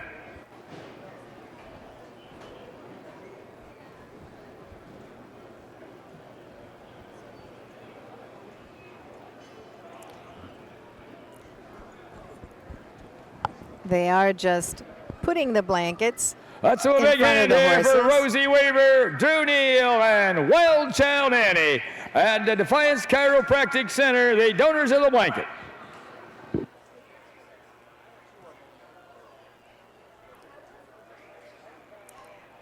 The reason they are just holding him rather than putting him on the horse, I believe, is with certain divisions they can't Here are the official placings for race 5 for the top. Heat. Number 1, Tom Hands It Over was 5th. Number 2, Tom Power was 2nd. Number 3, Wild Child Annie was the winner. Number 4, Bankit was 4th. Number 5, Speed of an Angel was 6th. Number 6, Judy K was 3rd. Time of the first quarter was 32 3/5. The half was in 104 2/5. The 3/4 in 136 1/5, with a mile in 205 4/5. From the top it should read 5:21 4:63, a mile in 205 4/5. And despite being on a 2-race win streak and winning 3 out of her last 4, Wild Child Annie paid $6.60. Not bad. I think I see that the Quinella was $10 and the Exacta paid $24. For those of you that are watching at home, you can see the infield board. They're a portable one, which is very nice that they use at the fairs here. Well, we have 5 down. We'll be back to take a look at the 6th in just a moment. The future is bright in Ohio. Ohio Sire Stakes, Buckeye Stallion Series, 66 county and independent fairs. Whether it's the Ohio Sire Stakes, the Buckeye Stallion Series, or the county fairs, Ohio has a place for your racehorse. This year, Ohio breds are racing for nearly $23 million in stakes purses. Be part of the winning. Breed, buy, race, win in Ohio. This 6th race is brought to you by the Kidney Cancer Awareness Group, and it is the J. Helen and Jim Volkert Memorial. It is the 2nd division of the 3-year-old filly pace. There are just the 2 divisions tonight. The first division was the 2nd race, and it went in 1:59. It was a field of 5, but this race we have just a field of 4 fillies going postward. We're going to take a look at them right now.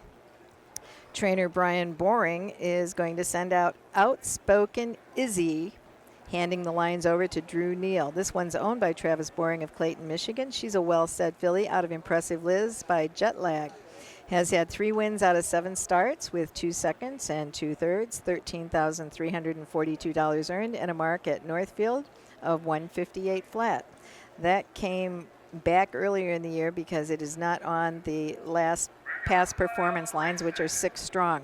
But what you can see is this one has been posting wins, back-to-back wins, in fact. Back on August 8th, won by a head at Attica in 2:01. And on August 14th at Napoleon, won by half a length in 2 minutes flat, final quarter in 30 2/5. The 2 is Sadie's Dream, driven by Clifton Bell for trainer Bill Webb. It's a Racing Hill filly out of Cashmere Dreams by Real Desire. 13 starts on the year, posting 4 wins, 4 seconds, a third, and bankrolling $22,582. The swiftest one in this field, with a mark at Miami Valley earlier this year of 1:54.1. Also raced at Napoleon last time out, but finished 5th and paced in 2:01.2. Was the favorite in that race, but went to the half in 59.3. Looks like just got tired and finished 5th. Also, Sadie's Dream did not start last year as a 2-year-old, so the 13 starts with 4 wins is just this season. The 3 horses, Little Talks, trainer Steve Main has Greg Bateson in the bike. Steve Main owns the horse. It's a Racing Hill out of Pay Attention by Keystone Raider. Yet to see the winner's circle this season or last season as a freshman, but only 8 lifetime starts.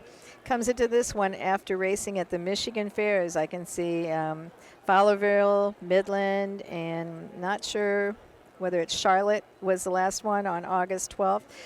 Finished 2nd last time out, 4th the start before that. There is a charted line on the 4th place finish. It was a closing effort. And the one before that finished 3rd in 2:04.1. We also have, they're on the track, or they'll soon be assembling for the post parade, but we're going to be able to finish this one out before he gives us the post parade. I think he's announcing the line actually for Little Talks at Charlotte, Michigan. 2:01.3. Last quarter, or no, I think that was, I could not hear exactly what he was saying, so I might have gotten you confused there. Oh no, that was Good Miss Cadillac, our 4 horse. That's who he was announcing. The line to be announced went in 2:01.3, final quarter and 30 2/5. That was Good Miss Cadillac. In the bike tonight is Emmanuel Miller for trainer Herman Hagerman. She's a Racing Hill filly out of Stuck Like Glue by Dragon Again. 18 starts this year without a victory, 2 seconds, 7 thirds, and $8,818 earned. Made 12 appearances as a 2-year-old with 2 wins, 2 seconds, and 5 thirds, earning $13,700. She came out of the Buckeye Classic sale last year for $25,000, and the 3-horse Little Talks, same sale, came out of it for a tag of $20,000. Just a reminder, the first division of this race went in 1:59 flat. And as I said, if the race goes to the Swift, I guess you would be looking at the 2, Sadie's Dream, with that mark of 1:54.1 at Miami Valley. But the horses don't know that, and I think they're getting in order here for the post parade.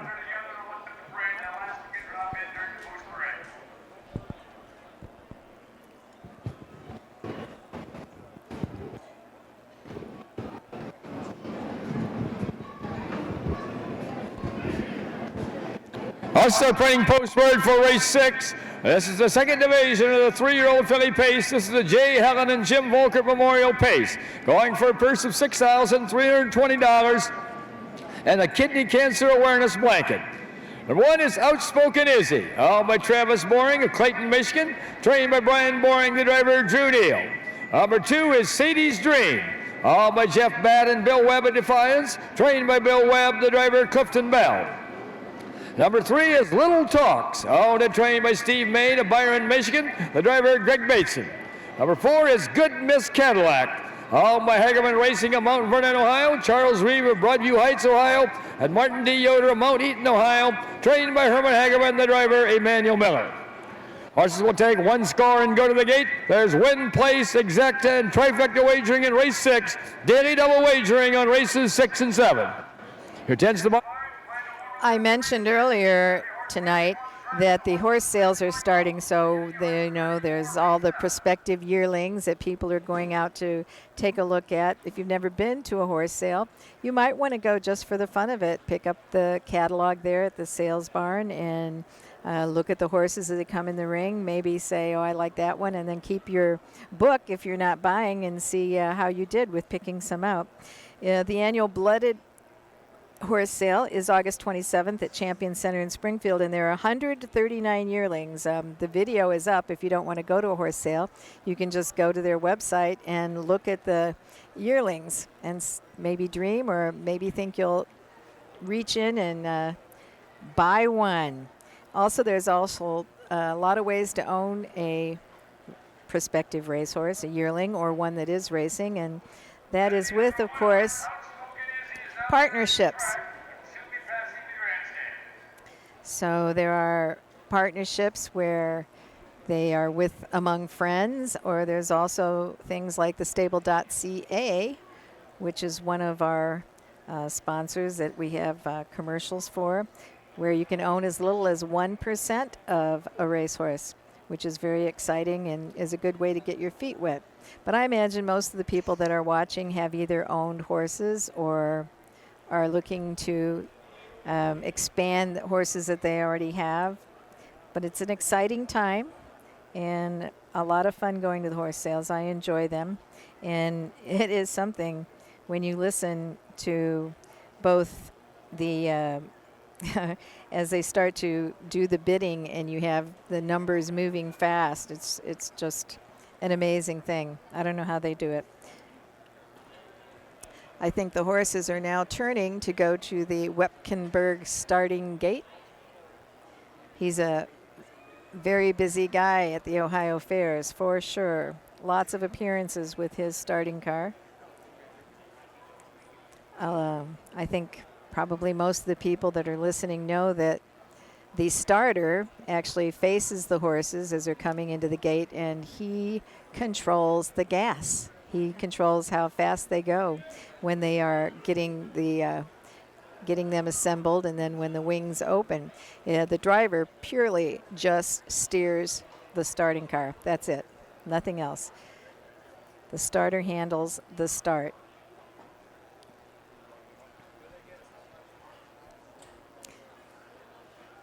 They actually have a lot to learn about different classes of horses, because when you're at a pari-mutuel track and you have the better horses versus maybe a younger horse, they kind of sometimes adjust their speed of leaving the gate. But a good starter gets a lot of, I would say, kudos, because a good, clean, and fair start is an important part of racing.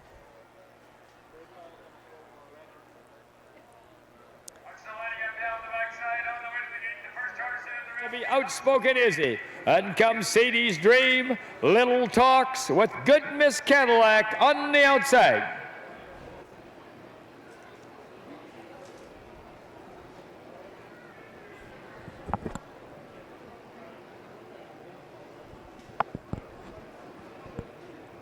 They're at the post. Starting gate is rolling now.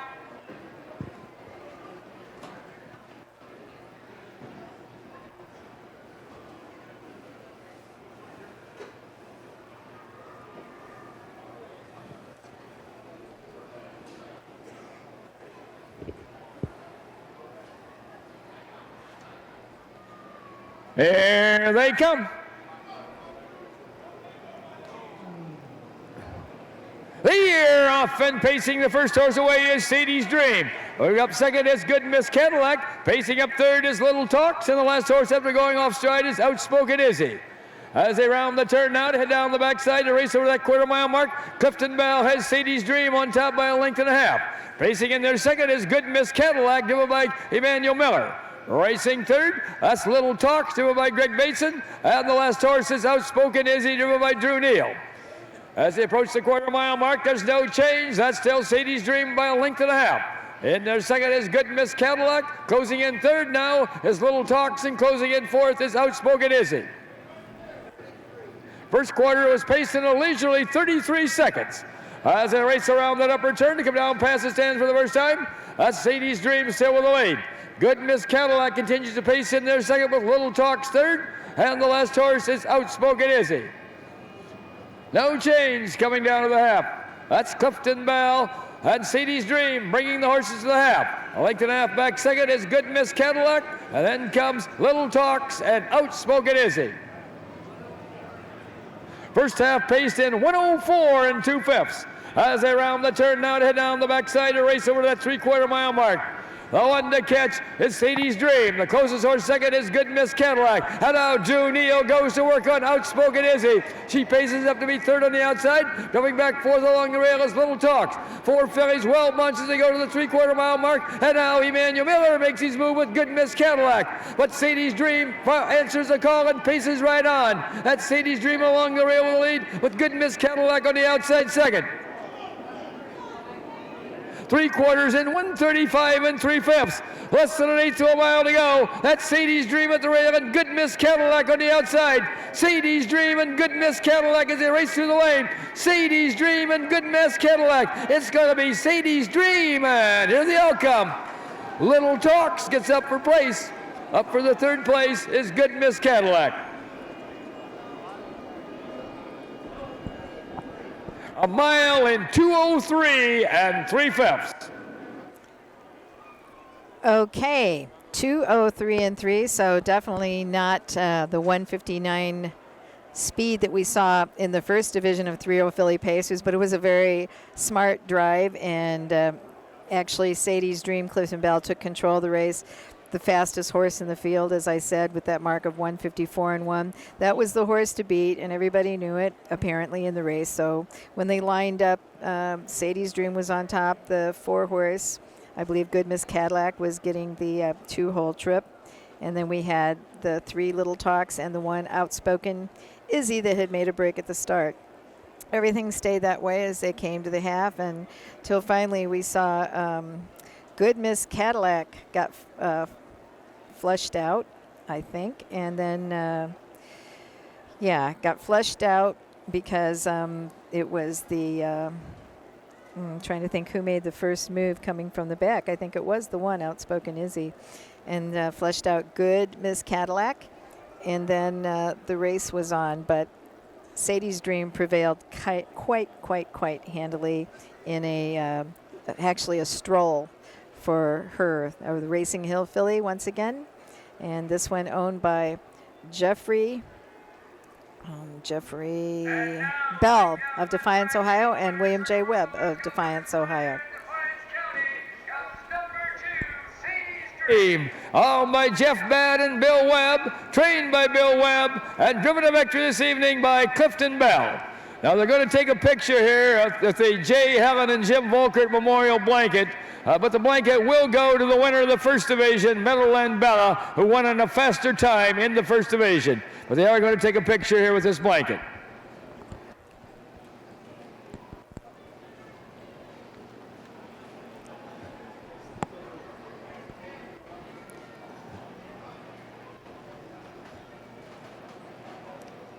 That makes 5 wins for Sadie's Dream in her initial season of racing. As I mentioned, she did not race. Okay, now we got another blanket, and this one you get to keep. This is a Kidney Cancer Awareness Blanket. And Jim and Kara Shaw are in the winner's circle for the presentation of this Kidney Cancer Awareness Blanket.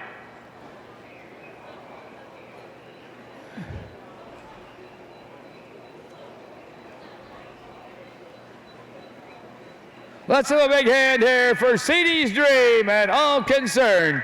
And to Jim and Kara Shaw for presenting this blanket, this Kidney Cancer Awareness Blanket.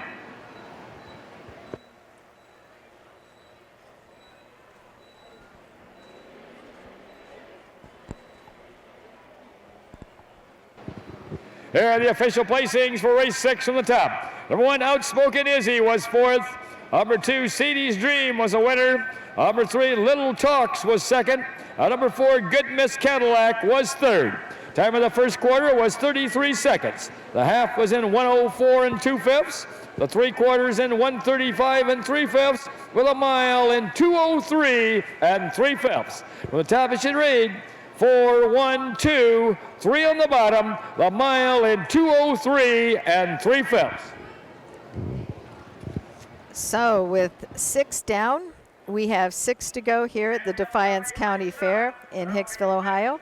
We'll return after this short message.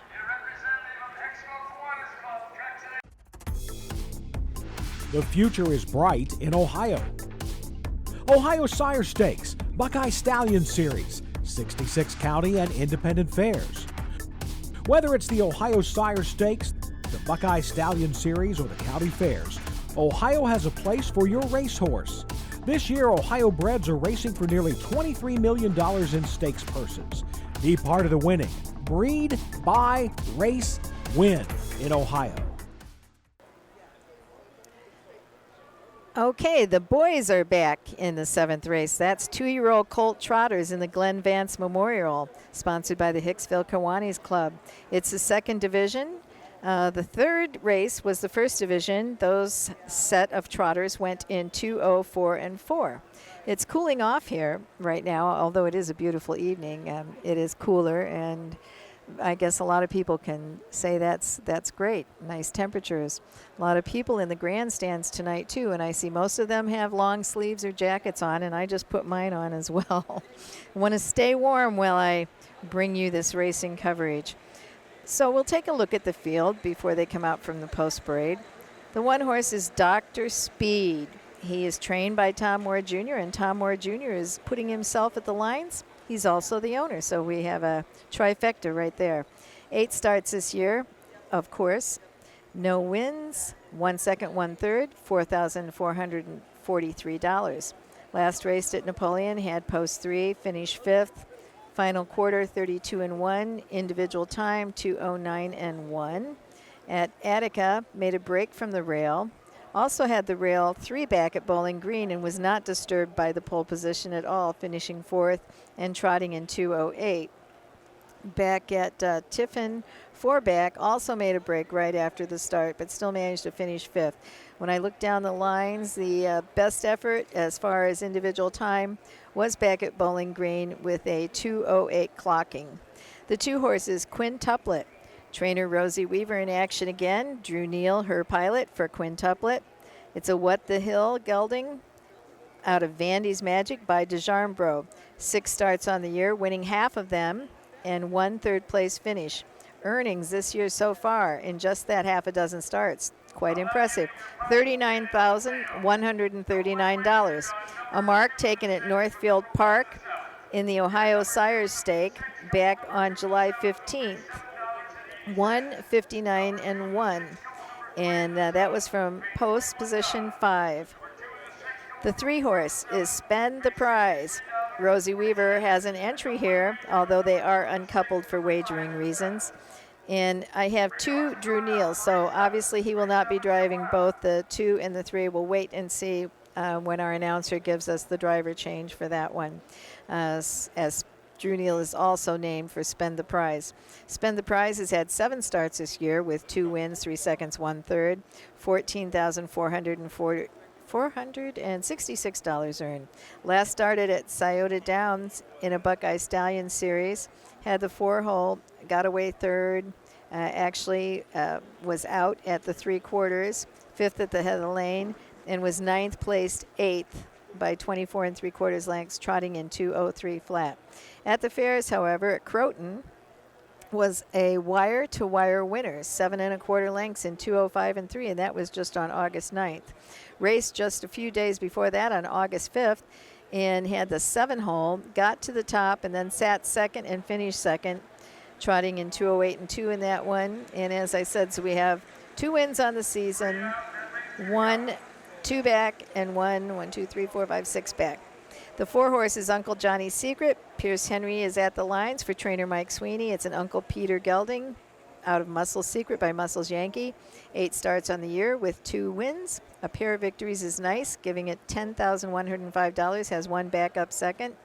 Raced on August 14th at Napoleon, was in the trailing position, the 6th post position, but still managed to get away second and finish 4th in that effort, trotting in 2:09.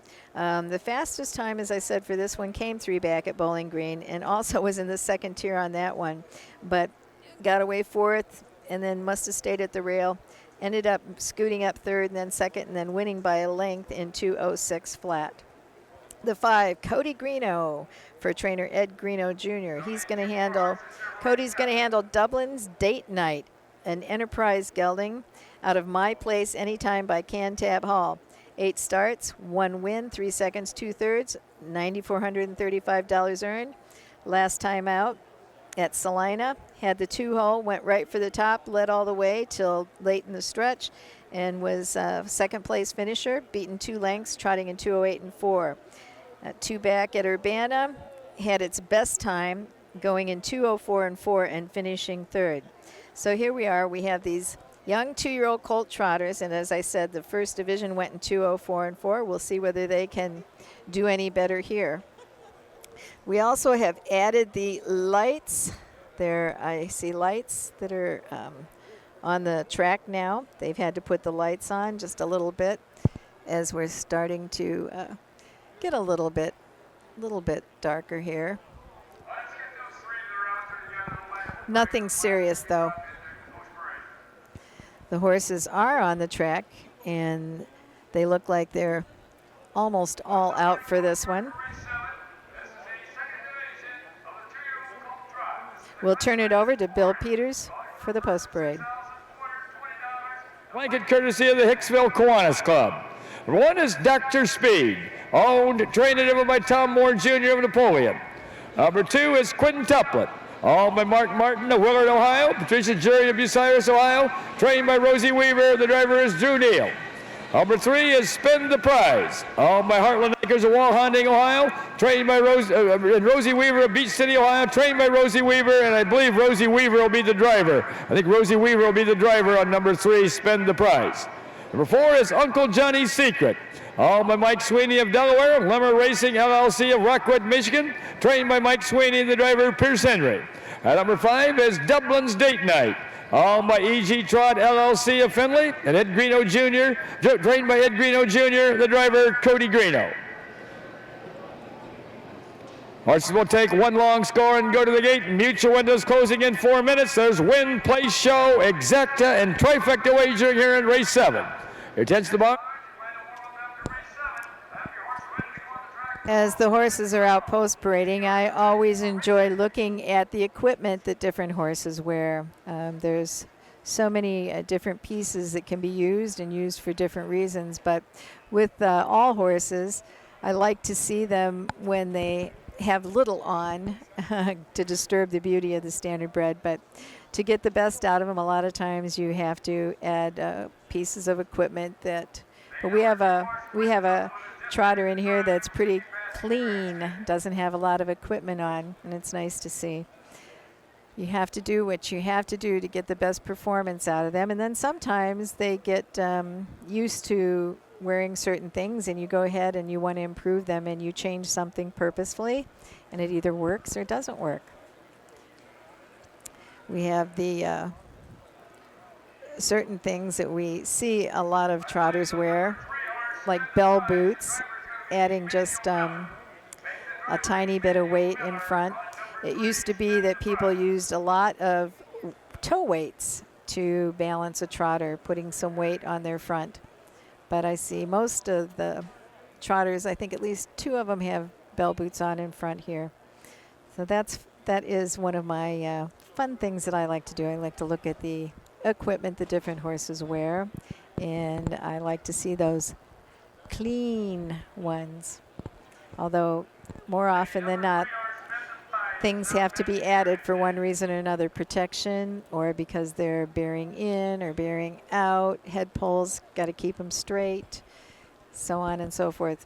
We have some without trotting hopples in this field, and then some with the trotting hopples. we also have the different styles of trotting hopples. We have the kind that are tied to the bike. They're just the loops that go around the front two legs, and then they adjust the tension by tying it to the bike. But you also have some that you don't have to bother with that trainer Jerry Bookmeyer invented. And when I had my trotter going, I bought the Bookmeyer style of trotting hopple, which has just under the belly band. It snaps under the belly band. It has a little pulley, and then the adjustments I think a lot easier and more consistent. And you have the two loops around the leg, and it goes through the pulley. But that's just a little chatting here of other things while we wait for these horses to turn towards the starting gate and get in order and get ready to see these 2-year-old youngsters in action in this second division of the Colt Trotters. All of them are geldings in this field. We don't have any stud colts. They're all geldings. We talked about that earlier, that most of them do end up being gelded early in their career, well before they make it to the races.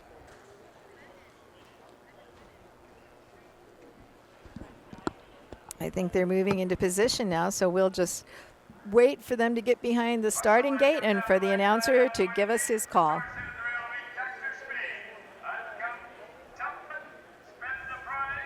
Uncle Johnny's Secret with Dublin's Date Night on the outside.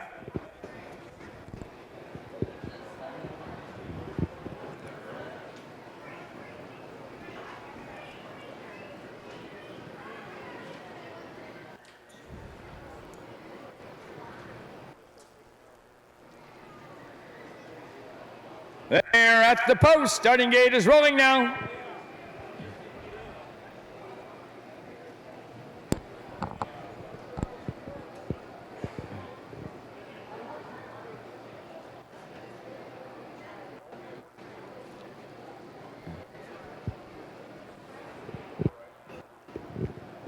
Here they come.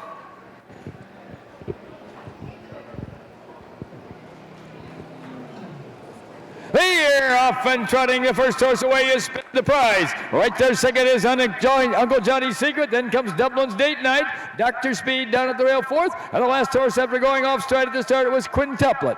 As they make the turn now to head down the backside to race over to that quarter-mile mark, Emmanuel Miller has Spin the Prize on top by a length and a half. Trotting second is Uncle Johnny's Secret, driven by Pierce Henry.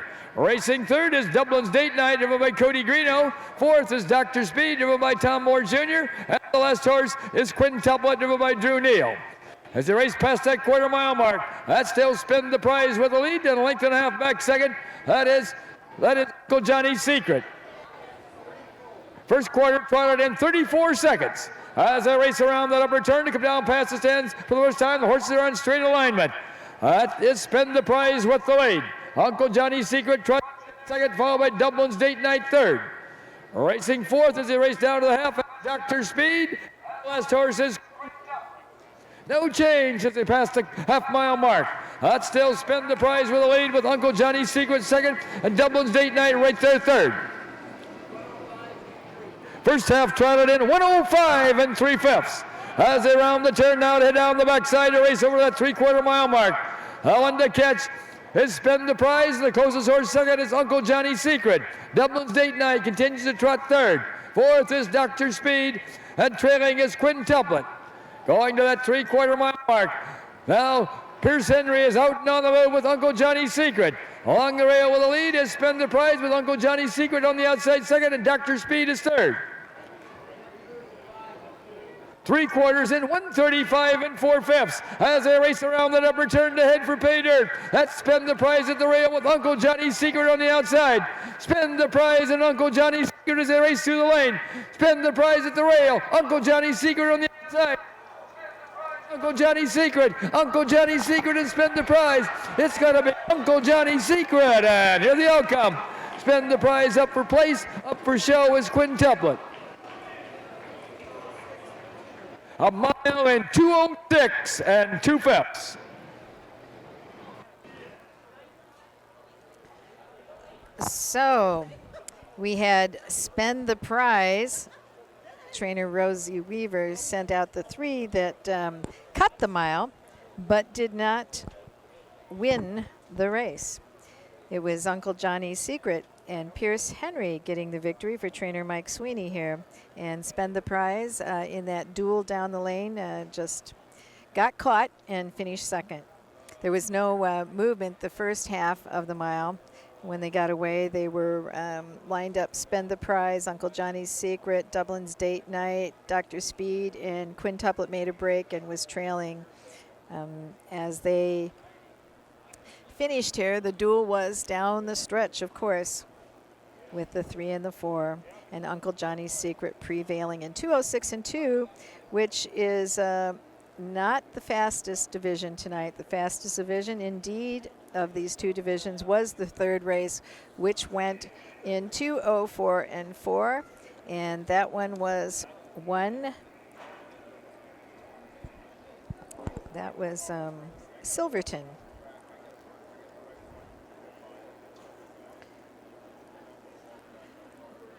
Coming back to the winner's circle now. In just a moment, I do believe. Taking his time, actually. And there we have Uncle Johnny's Secret. To the winner's circle, we're into the winner's go. Coming in from Delaware, Ohio, and Rockwood, Michigan, comes number 4, Uncle Johnny's Secret. Owned by Mike Sweeney and Limmer Racing, trained by Mike Sweeney, and driven to victory this evening by Pierce Henry. All right, now first we're going to have a picture taken with the Glenn Vance Memorial blanket, but the blanket will go to Silverton, the winner of the 1st division, winning in a faster time. All right, now we'll give a picture with the blanket you're going to get to keep, the Hicksville Kiwanis Club blanket.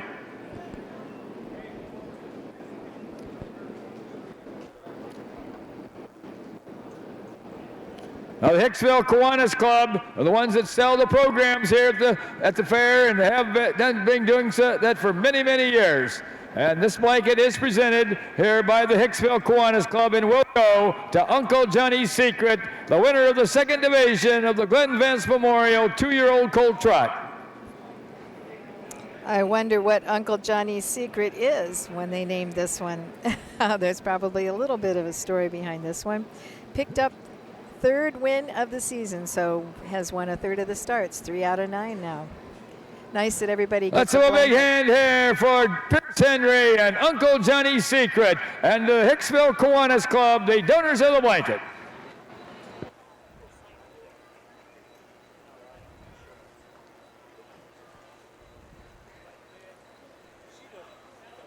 We'll get the official rundown and quarter There are times the official placings for race 7 from the top. Number 1, Dr. Speed was 5th. Number 2, Quintuplet was 3rd. Number 3, Spend the Prize was 2nd. Number 4, Uncle Johnny's Secret was the winner. Number 5, Dublin's Date Night was 4th. Time of the first quarter was 34 seconds. The half was in 1:05 and 3/5. The 3 quarters in 1:35 and 4/5, with a mile in 2:06 and 2/5. From the top, it should read 5, 3, 2, 1, 4 on the bottom. The mile in 2:06 and 2/5. So that wraps up the 7th race.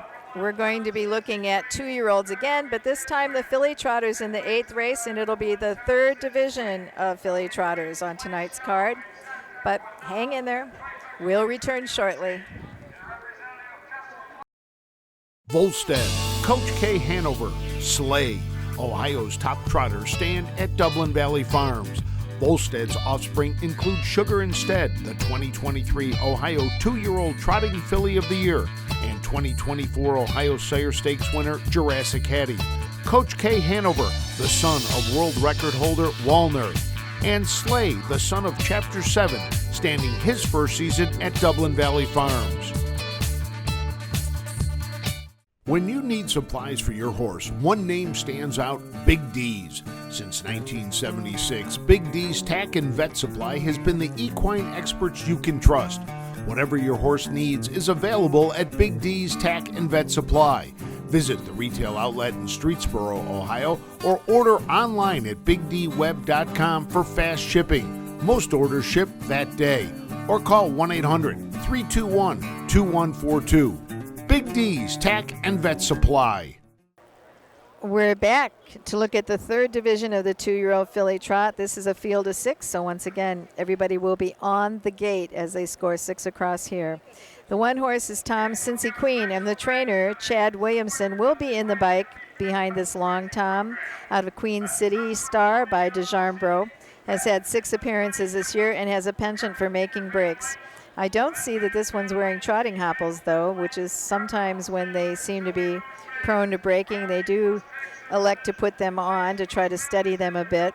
But Tom Cincy Queen, last clean line was back on July 2nd at Marion. Finished second in that race, actually, for Pierce Henry, and the time of the mile there was 2:13.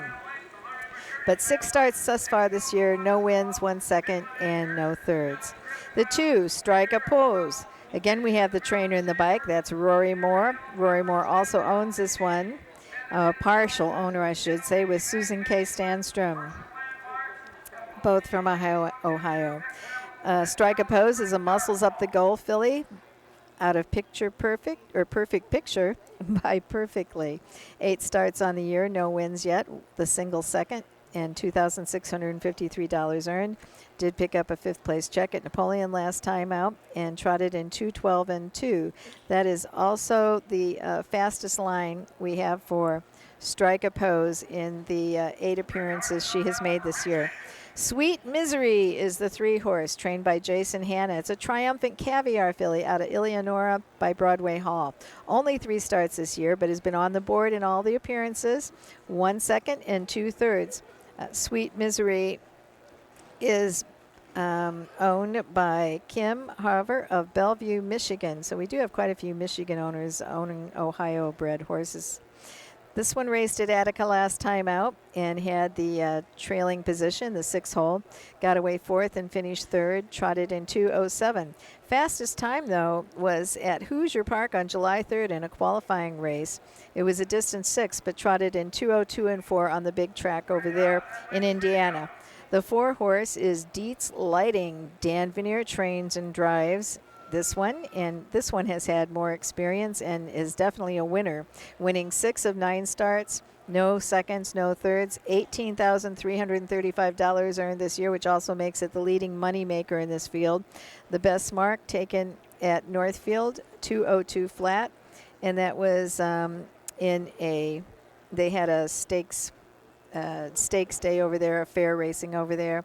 That was on July 26th. And actually got away second and managed to turn it into a victory by 1.5 lengths in 2:02. Last time out, though, did make a mistake and finished 7th. Did not get on the board for that one, and that was at Napoleon. But very consistent before that. Winning string looks 5 strong to me. It was possibly 6 strong because we only go back 6 lines, and five in a row before that break last time out and finishing 7th. Then we have the 5, Lovely in Red. Cody Greeno gets the call again for trainer Ed Greeno Jr. This one is by Third Pat out of 2 Lovely by Lovin' Every Moment. And if I remember right, Third Pat was owned, or at least owned and trained, I think, by Ed Greeno Jr. too, the stallion. Third Pat. But Lovely in Red raced on August 14th at Napoleon and had the rail position and finished 3rd, trotting in 2:07 and 3. 8 starts on the year, yet to get to the winner's circle, but has a pair of seconds and a third with $4,247 earned. Then again, we see Rosie Weaver in the bike for the 3rd time tonight, I believe, out of the horses that we've seen she started. She had this one at Zanesville last time out, finished 5th. Start before that, cut the mile out, finished 2nd by a neck. Both of those appearances, however, were with Drew Neal in the bike. Tonight, I guess she has elected to sit behind this one. It has 8 starts, 1 win, 1 second, 2 thirds, $8,917 on its card. The win came, a big roaring win, wire-to-wire style at I believe that's Piketon, 17 1/4 lengths. That was quite a margin of victory there with a final quarter in 29 and 1, mile in 2:03 and 3. And now they are in order, and they're going to give us the post parade. So take a good look at these fine fillies here in this 2-year-old filly trot.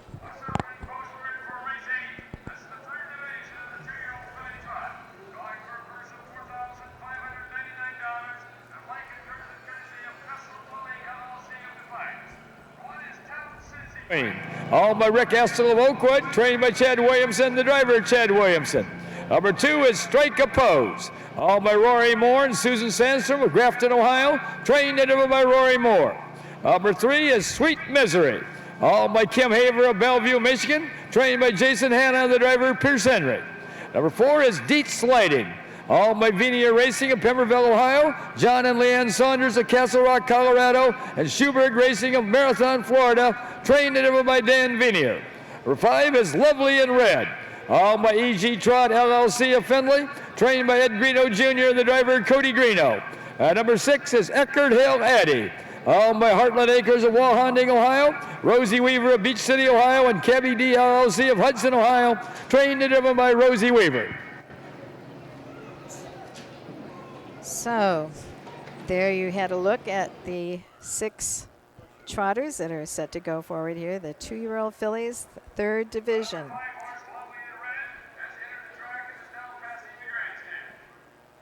We had a tardy one out, was not out for the rest with the rest of them for the post parade. It's a little difficult sometimes when you're back in the barn area. The horses aren't all in one barn, and when they are trying to call them out for the race, they have to listen to the announcer, and timing is everything. You have to have your race bike ready and getting the horse hitched and getting it on the track at the same time with all the others for the post parade is not the easiest thing to do. It's a lot easier when you're at a parimutuel track because all the horses are in the one building.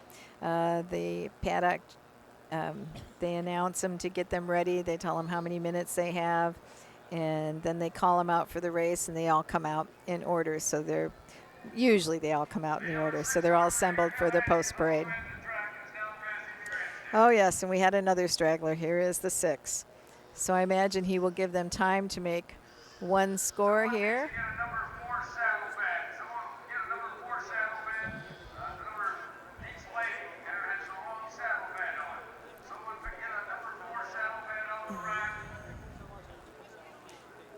We just heard the announcer saying that you need to return your saddle pads if you've already raced, because at the fairs they only have so many to go around, and with a 12 race card, if you don't get them back to where they hand out the numbers, the saddle pads in time, somebody will be looking for a saddle pad and not have any. So when you get done racing and you're quick stripping your horse, you need to get that saddle pad back to the people that hand them out, so that no one has to go without a saddle pad, and you don't have the announcer chiding people, telling them to get them back.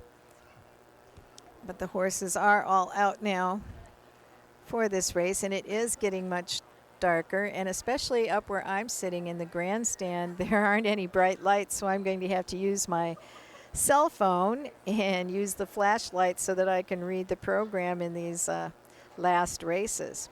This is the 8th race. We have 12 on tonight's card, so we're definitely almost two-thirds of the way through, and we will be wrapping it up with a free-for-all, which is the veterans. That's always the hard-hitting racehorses for the most part, or actually not necessarily, but a lot of times your free-for-all are your older horses, although a free-for-all technically means anyone can go in.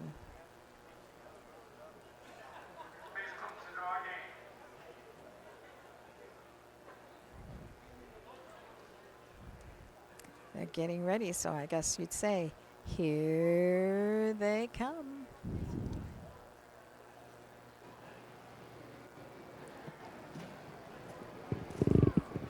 Horses are lining up down the backside on the way to the gate. The first horse at the rail will be Tom Cincy Queen.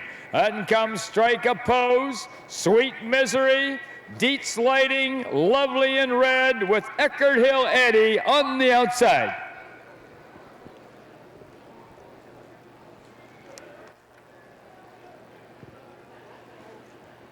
They're at the post. Starting gate is rolling now.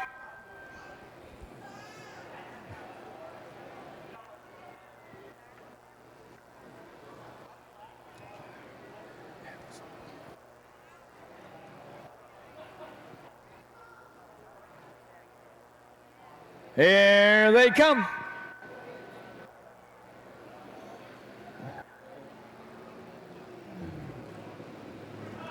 They're off and trotting. The first horse away is Sweet Misery. Up on the outside second is Deets Lighting. Moving up third is Lovely in Red. At the rail fourth is Strike a Pose. Moving up fifth is Eckerd Hill Eddie. And the last horse is Tom Cincy Queen. Deets Lighting now goes off stride. Out there on the front end, that is Sweet Misery, driven by Pierce Henry. Moving up second at the rail, that's Lovely in Red, driven by Cody Greeno. Racing in their third is Strike a Pose, driven by Rory Moore. Moving up fourth is Eckerd Hill Eddie, driven by Rosie Weaver. Back trotting fifth, that's Deets Lighting, driven by Dan Vinier. And the last horse is driven by Chad Williamson. First quarter is trotted in 32 and 4/5 seconds. As they race around the upper turn to come down past the stands for the first time, that's Sweet Misery by about 3 lengths. Trotting second is Lovely in Red. Racing in their third as they race down toward the half, that's Eckerd Hill Eddie. Coming to the half-mile mark, that's Sweet Misery still with the lead. Racing right there second, Lovely in Red, with Eckerd Hill Eddie third. Racing, that is Strike a Pose. In their fifth, Deets Lighting, and the last horse, Tom Cincy Queen.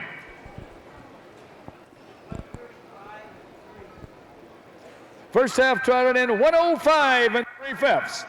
As they round the turn now to head down the backside to race over the mile mark.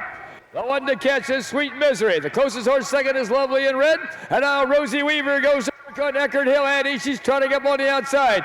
Racing in their fourth, Strike a Pose. Deets Lighting digs in down to that 5-hole. And the last horse, Tom Cincy Queen. Past that 3/4 mile mark, that's still Sweet Misery with the lead, with Eckerd Hill Eddie on the outside second. 3 quarters in 137 and 4/5 as they race around the upper turn to head for pay dirt. That's still Sweet Misery with the lead. On the outside second, Eckerd Hill Eddie along the rail third, Lovely in Red. As they race through the lane, that's Sweet Misery, Lovely in Red, and Eckerd Hill Eddie with Deets Lighting closing fast on the outside. But it's going to be Sweet Misery, and here's the outcome. Lovely in Red up for place, up for show is Eckerd Hill Eddie. A mile in 2:07 and 1/5. So, Sweet Misery wasn't miserable at all, picking up first win of the season, first lifetime win for this Triumphant Caviar, handled tonight by Pierce Henry. 2:07 and 1 was the time. However, this third division was the slowest division. The first race was the fastest, 2:05 and 3. The fifth race just missed that by a tick, 2:05 and 4, and this one in 2:07 and 1. We had actually Deets Lighting, Dan Vanier was he left well and got in behind the leader, Sweet Misery, but then made a break for what appeared to be no reason, maybe just trotted off his feet. But the spoils go to Sweet Misery in this one. Now 4 starts, 1 win, 1 second, and 2/3. Adding to that bankroll tonight, we'll get the winner's share of $4,599 in this division. That would mean 50% would be. From Bellevue, Michigan, comes number 3, Sweet Misery, owned by Kim Haver, trained by Jason Hanna, and driven to victory by Pierce Henry. And Pierce's tire marks are still there from the last. Added like 2,000, I believe, 2,295. The blanket for this race is courtesy of Tressler Plumbing, LLC of Defiance.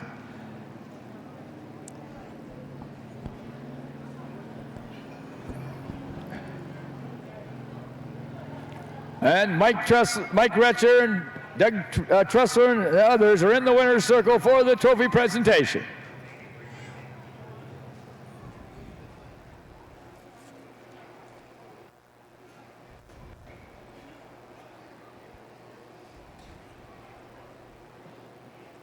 That's really here for Kim Haver, Taylor Hanna, Pierce Henry, and Sweet Misery, and the Tressler Plumbing LLC of Defiance, the donors of the blanket.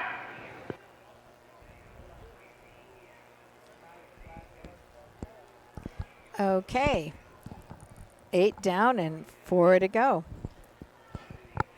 Get the official rundown here before we take our Here are break. the official placings for race 8 from the top.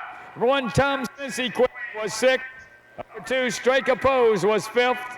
Number 3, Sweet Misery was the winner. Number 4, Dietz Lighting was 4th. Number 5, Lovely in Red was 2nd. Number 6, Eckerd Hill Addy was 3rd. Time of the first quarter was 32 4/5. The half was in 105 3/5. The 3 quarters in 137 4/5, with a mile in 207 1/5. From the top it should read 6:51 4:23, a mile in 207 1/5. First lifetime win, Sweet Misery. And the popular Signature Series. We have 2 of them on tonight's card. The first one in the 9th, so we'll be back to bring that to you after this brief message. For over 50 years, Midland Acres has provided top-quality Ohio-bred colts and fillies. As a third-generation farm, we understand the importance of delivering well-cared-for and well-mannered yearlings. Get in the winner's circle with the yearlings by Fear the Dragon, Yankee Cruiser, Long Tom, Summa Cum Laude, Ready for Moaning, and Bit of a Legend. See our yearlings at the Blooded Horse Sale August 27th and the Ohio Select Sale September 15th. At Ohio State's Galbraith Equine Center, our veterinary champions are here for your champions 24/7, 365 days a year. Our expert team of boarded surgeons, sports medicine and rehabilitation specialists, together with veterinary cardiologists, internal medicine, and ophthalmologists, make our hospital your best resource for all sport horse performance issues. The Ohio State Veterinary Medical Center's Galbraith Equine Hospital. Call us today at 614-292-6661. Hello again. It's the 9th race for 4-year-olds and up trotters in our Signature Series, this one being presented by the Defiance County Area Horsemen's Association, and it is the Kermit Peter Memorial Trot. We have 5 horses set to go postward in this one, and it's an interesting field. Quite a different group of horses here. We're going to take a look at them. The 1 horse is S.J.'s Stars Zoomer, trained, driven, and owned, or actually leased, by Laverne E. Miller of Whitmore Lake, Michigan. Now, S.J. Stars Zoomer has had 16 appearances this year with no wins, 1 second, and 2/3. He is a 5-year-old gelding by Star Crazed out of Rusty Zoomer by Credit Winner. I have to go back to last season to say that he made many more appearances, 39 starts. Of course, he's only a little better than halfway through the year, but 2 wins, 6 seconds, and 3/3. So far this year has not found the winner's circle, has made breaks in both of his last starts, and that was over at the Parimutuel track, Northfield Park. He has been racing mostly at the Parimutuel tracks, except for a start at Fowlerville, Michigan on July 23rd and a free-for-all. That was 3 back, and he finished 4th in that one. Making a break at Northfield from the rail on July 31st, finished 6th, and then again made a break at Northfield on August 7th from the 2-hole. Still trotted in 2 minutes and 4/5. The 2 is Earrings. Pierce Henry drives for trainer Kevin Schmucker. It's a Do You Know You Do mare, only 4 years old, out of Ash Lake by Angus Hall. Pretty old breeding, Angus Hall. 21 starts, 1 start, 5 seconds, 4/3, $22,449 earned, and a mark taken at Northfield of 2:02. But recently at Hoosier Park, finished 7th, beaten 4 lengths, came a final quarter in 28-4 and 156-4 on the big track. The 3, Samuel Eicher, is the owner, trainer, driver of Celebrity Pegasus in Andover Hall out of Celebrity Athena by Yankee Glide. 3 wins out of 9 starts this year, backed up by a pair of seconds and a single third, $4,895. Those have all been at the fairs in Michigan, been entering in the free-for-alls and getting those 3 wins. They came in a string last 3. So on a win streak is Celebrity Pegasus, and it is the oldest horse in the field at 12 years old and the biggest money earner. He's earned over $500,000, made 217 starts. 54 wins, 31 seconds, 36 thirds, $533,000, $181, with a lifetime mark as a 5-year-old of 152 flat taken at Dover Downs. And now you talk about a war horse. That's seeing that starting car a lot and still pounding the racetrack at 12. The 4 is Dirty Money. Mark St. Louis Jr. will drive this one for trainer-owner Stacy Curry. It's a cash haul out of 7-11 by Chapter 7. 14 starts this year. A single win, no seconds, 1/3. $11,203. 155-1, best mark this season at Miami Valley. So we'll go to the post parade and come back to finish out the field. First division, courtesy of Defiance County Area Horsemen's Association. Number 1 is SJ Star Zoomer. Least trained and driven by Laverne Miller of Whitmore Lake, Michigan. He's a bay gelding, 5 years old, by Star Crazed out of Rusty Zoomer by credit winner. Lifetime earnings over $29,000. A lifetime mark 201 4/5. Number 2 is Earrings. She's a bay mare, 4 years old, by You Know You Do, by out of Ash Lake by Angus Hall, all by Rocking Meadow Stable of Grable, Indiana, trained by Merv Schmucker, driven this evening by Pierce Henry. Lifetime earnings over $72,000, a lifetime mark 158 4/5. Number 3 is Celebrity Pegasus. He's a brown horse, 12 years old, by Andover Hall out of Celebrity Athena by Yankee Glide, owned, trained and driven by Sam Eichert of Coldwater, Michigan. Lifetime earnings over $533,000, a lifetime mark 152. Number 4 is Dirty Money. He's a bay gelding, 5 years old, by Cash Hall out of 7-11 by Chapter 7. Owned and trained by Stacy Curry of Thornville, Ohio. Driven this evening by Mark St. Louis Jr. Lifetime earnings over $115,000, a lifetime mark 155 2/5. At number 5 is Normally Stormy. She's a bay mare, 8 years old, by Stormin Norman out of Punk's Embrace by Super Punk. Owned, trained and driven by Brad Schaefer of Bluffton, Ohio. Lifetime earnings over $46,000, a lifetime mark 157 2/5. Those are your horses for the first division of the 2024 Kermit Peter Memorial Trot. There's Win, Place, Show, Exacta, and Trifecta. All right. Get out. Picking back up with the 4-horse, Dirty Money. This horse has not been in Ohio all that long. Got shipped back here at some point after racing out east, where it was racing where they do the classification a lot different, ABC, old-time classification. Here at Scioto Downs in his last appearances, this cash haul has been racing in the non-winners of 1,000 last 4 starts. First appearance on July 24th at Scioto, made a break and finished distance. Last time out on August 6th, had the 4-hole and finished 5th, trotted a mile in 1:58. Of course, this, as I said, is a 5-year-old cash haul. And you heard from the announcers, 78 lifetime starts with 14 wins, 8 seconds, 12 thirds, and 115,000 earned. However, this season, only the 14 appearances with a single win and a single third. Moving on to the 5, Normally Stormy. Trainer R. Brad Schaefer will be in the bike. He's also the owner of this Stormin Normand out of Punk's Embrace by Super Punk. Has had just 4 starts this season. She's a mare, 8 years old, and has the single victory, and that was 2 back at Wapakoneta in wire-to-wire style, 203 flat. They have that listed as a maiden victory in a maiden race, which I find unusual because Normally Stormy last season picked up a win out of 15 starts at Wapakoneta, but I guess they are talking maiden as in pari-mutuel, because I see 2 wins. But there you go. They are in order and behind the gate. We have age range from 4 to 12. We'll see how this one shakes out.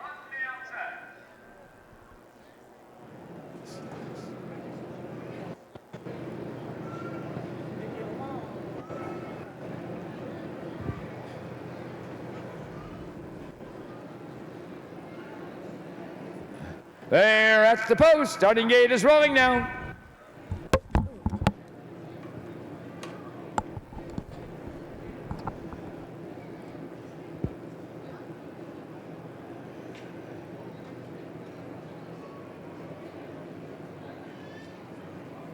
Here they come.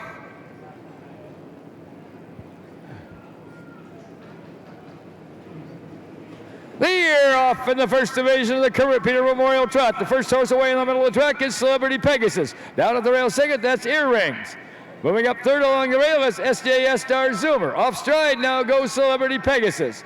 As they make the turn now to head down the backside to race over toward that quarter-mile mark, Pierce Henry has Earrings on top by 2.5 lengths. Racing along at the rail second is SJS Star Zoomer, driven by Laverne Miller. Trotting in there third down the backside, that is Dirty Money, driven by Mark St. Louis Jr. And the last horse racing down the backside is Celebrity Pegasus. First quarter was trotted in 32 seconds as they race around that upper turn to come down past the stands for the first time. Out there on the front end, that is Earrings. Trotting in there second at the rail, that's SJS Star Zoomer. What's right in there third, that's Normally Stormy. Coming down to the half-mile mark. Along rail with the lead, that's Earrings. On the outside, pouring on the pressure is SJS Star Zoomer. Moving up on the outside, along the rail third, that is Normally Stormy. Moving up fourth, that is Dirty Money, and the last horse is Celebrity Pegasus.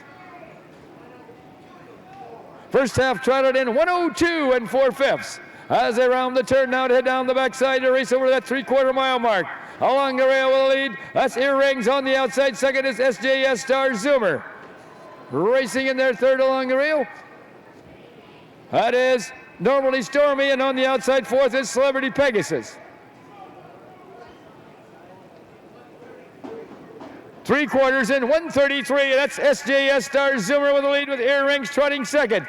Charging up on the outside third now comes Celebrity Pegasus. Less than an eighth of a mile to go. That's SJS Star Zoomer. Earrings trying to come on along with Celebrity Pegasus as they race through the lane.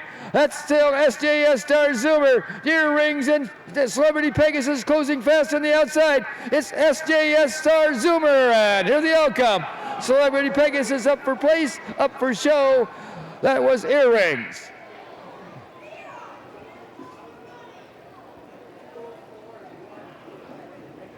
A mile and 2:04 and 1/5. Well, there was late action in that one for an exciting finish. We had 3 of them coming to the wire. The one fastest of all, I believe, was on the outside. 2:04 and 1.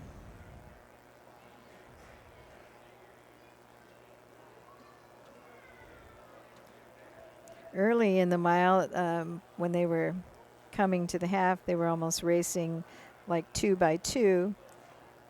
On the front, it was, I think it was Earrings and SJ Star Zoomer, and then we had the Normally Stormy and Dirty Money to the outside of him, and then the 3-horse Celebrity Pegasus at that point at the half was trailing, but we had a lot of late action in that one. 2:04 and 1 in this first division of the Signature Series tonight. The 11th race will be the second division.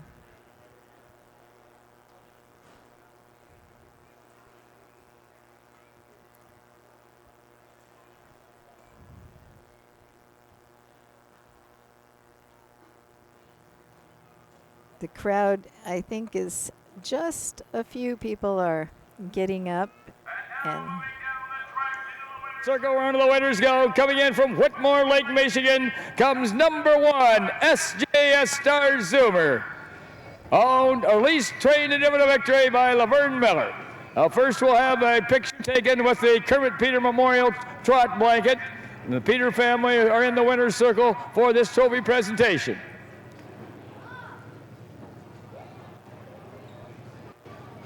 This blanket will go to the winner of the faster division.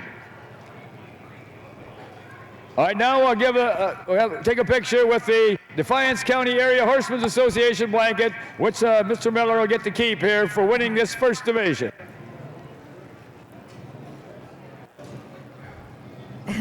SJ's Star Zoomer out there rearing. I guess he was rearing to go. First victory.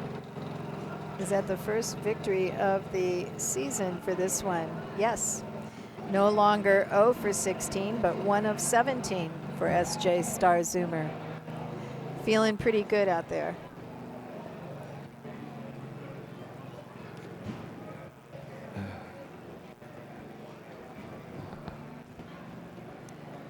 This one, a 5-year-old gelding. And really, let's do a big hand here for Laverne Miller at SJS Star Zoomer and the Defiance County Area Horsemen's Association, the donors of this blanket.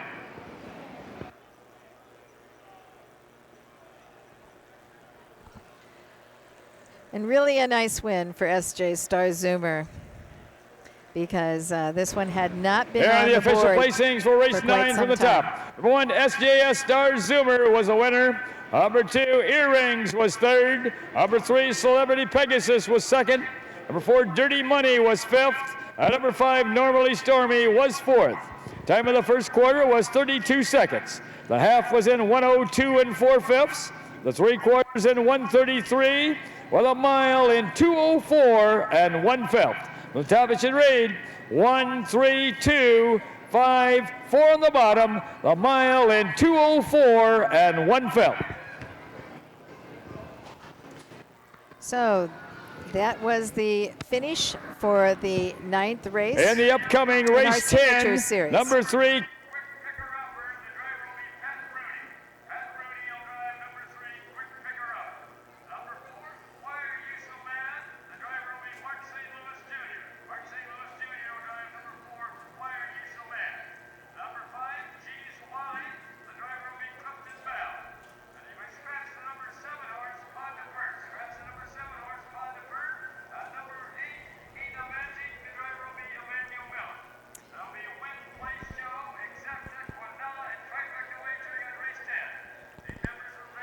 Okay, if you picked up those driver changes from our announcer for tonight's 10th race, we'll go over them again after this message.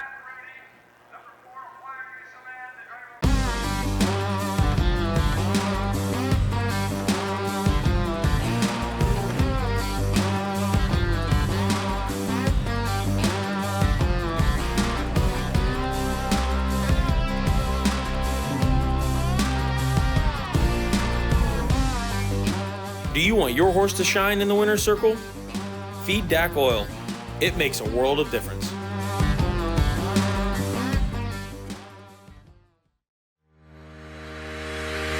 Own a little and love it a lot. TheStable.ca is an award-winning fractional ownership operation. Buy as little as 1% of a racehorse and experience 100% of the thrill.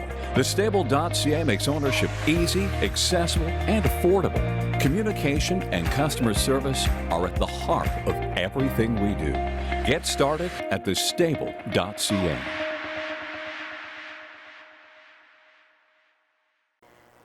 So I did want to mention as we return that the victory picked up there in that first division of the Signature Series Trot with SJ Star Zoomer made for a very nice payoff of $40.40 to win, and nobody even had the exacta, so it was a 1-all. Breaking the snide there with that victory, now 1 for 17. So now we're going to what is called an overnight race. None of these had to be staked into it. It's 2- and 3-year-old trotters, also eligible non-winners of $2,500 lifetime, and also eligible maidens. That's a little different to see at the fairs, but this is what we have. It's a field of 8 originally, but now scratched down to a field of 7. The 7 is out, Pondapert, so that means the 8, Ena Magic, will still trail, but be behind the rail horse most likely. So the 1 horse is Appropriate Fashion, trained by Mervyn Schmucker. It's a Crescent Fashion 2-year-old filly by Cantab Hallmare called Appropriate Attire. She has just 5 appearances in her lifetime and has yet to hit the board. This is purely going to be an experience for her, I do believe. She's been racing at Hoosier Park, which is a parimutuel track in Indiana, so she has not been racing at the fairs. It's a big difference from that big track to the half-mile oval. Just saying. The 2 horses, One More and Well Go.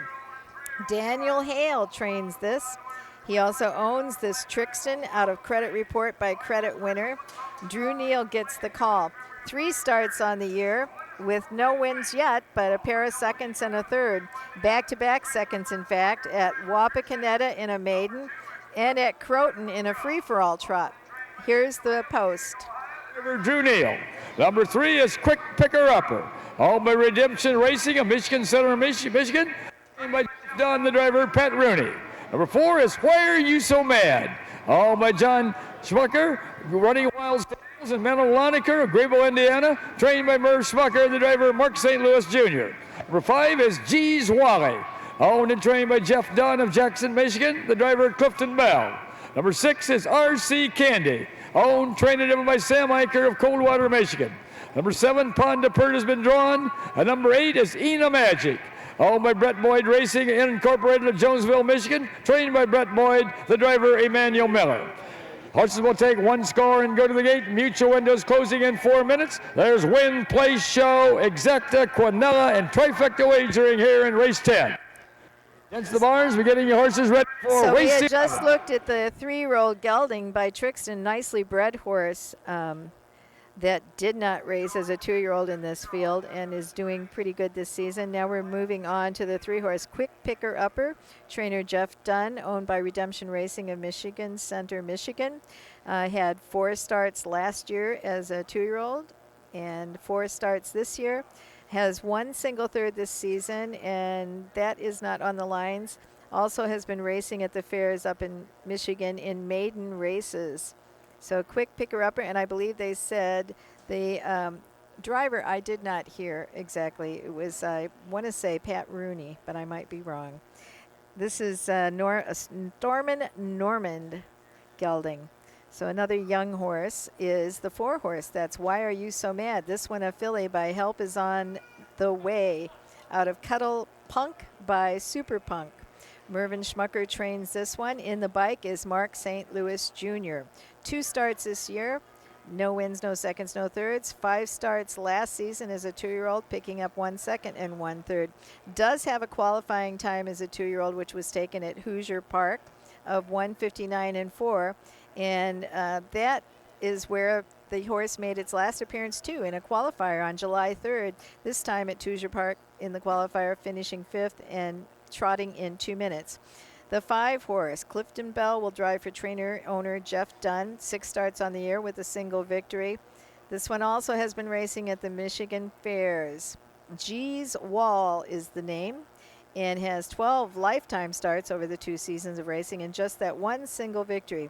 That was taken at Fowlerville this year on July 23rd in 2:14, going in wire-to-wire style, and even had broken equipment finishing, it says. The 6-horse is RC Candy. Owner, trainer, driver Samuel Eicher sends this Do the Deal out of Candy's Kid by Cincinnati Kid to post on the outside 6-hole. 7 starts, no wins, 2 seconds, 1 third.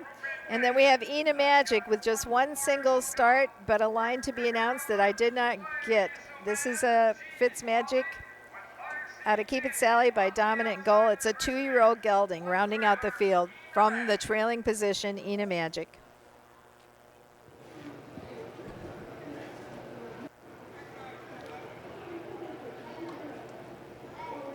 There at the post, starting gate is rolling.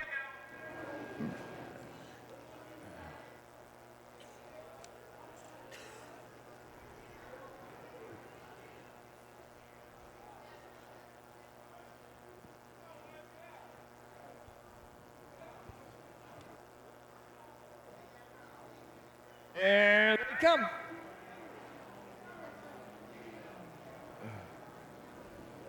The year off and trotting the first horse away is One More and Will Go. Up on the outside second, that's RC Candy. Between horses third is G's Wally. Racing in their 4th, that is Why Are You So Mad? Racing 5th, that's Quick Picker Upper.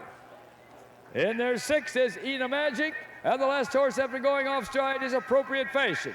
Heading down the backside to race over toward that quarter-mile mark. Along the rail with the lead, that is One More and Will Go. Racing in their 2nd, that is RC Candy.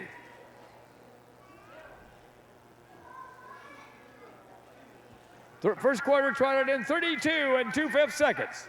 As they race around that upper turn to come down past the stands for the first time, that is with the lead, that's One More and Will Go. Racing in their 2nd, that is G's Wally. coming down to the half-mile mark.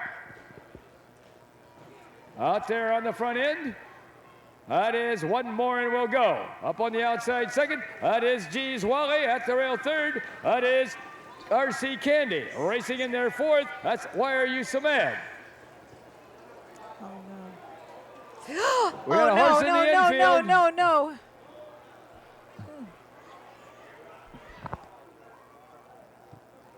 First half was trotted in 105 3/5. As they approach that 3/4 mile mark, that's one more and will go with the lead. Up on the outside second, that's Why Are You So Mad? Racing in there third at the rail, that's G's Wally. 3/4 in 138 2/5. As they race around that upper turn, pay dirt. That's one more and will go along the rail with the lead. Why Are You So Mad? Right. As they race for home, that's one more and will go. And Why Are You So Mad? It's gonna be one more and will go. And here they all come. Why Are You So Mad? Up for place, up for show is G's Wally.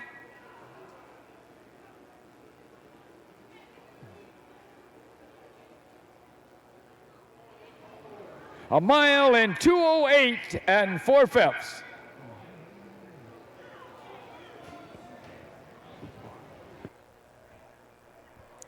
Well, you probably heard me go, oh, no, because we had some action in there that wasn't expected and not what you want to see. A horse that was up front, battling a bit, went on a break and then went off on a run and actually took a dive into the infield, and a remarkable job. All's well that ends well. The horse is still in the infield, going to get some help leading that one out to the track, so did not finish. That particular horse did not finish. But this 2- and 3-year-old trot that was also eligible maidens and also eligible non-winners of $2,500 lifetime was largely an inexperienced field. They were going for a purse of $1,000, and they all got a little more experience tonight. I believe unofficially our winner was at the 2, I believe. I was kind of distracted there for a minute, I must say, trying to watch the horse in the infield.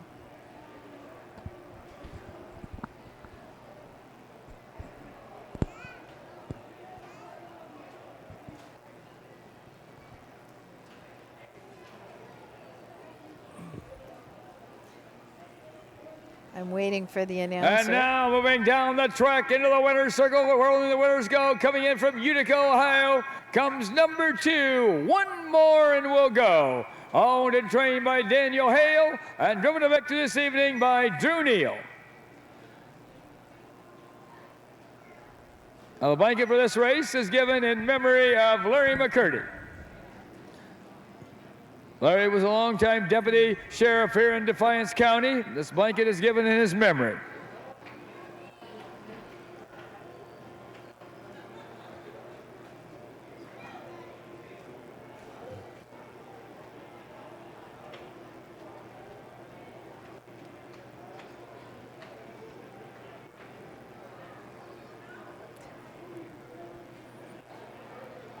Of course.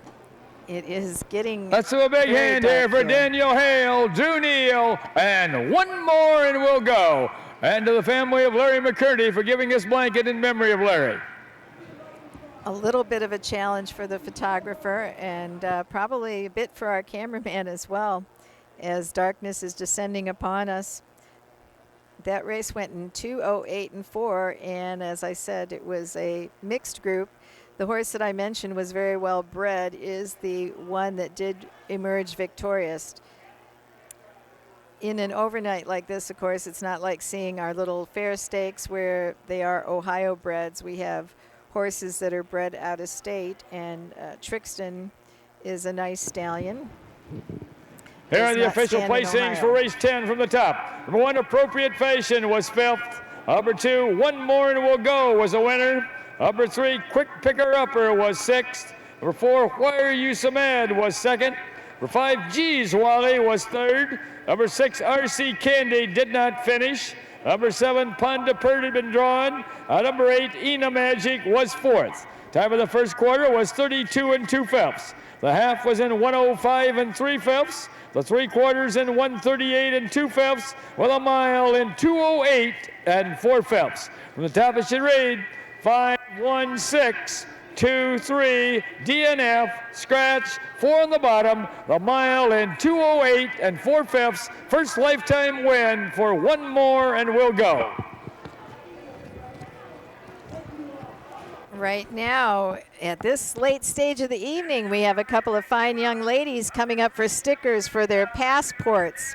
The passport books are a great addition to excitement at Ohio Fair Racing. You pick up a passport book when you're here at the fair, and then you collect stickers for every fair you attend. And at the end of the season, you may have heard this before, you send them in, and the person that has the most stickers for appearances at most of the fairs will get a prize. We don't know what that prize will be yet. I haven't heard. They're keeping it suspenseful. Dun, da, da, da. Good luck, ladies. Thanks for stopping up. And we have put that 10th one to bed, and we are moving on to the 11th race.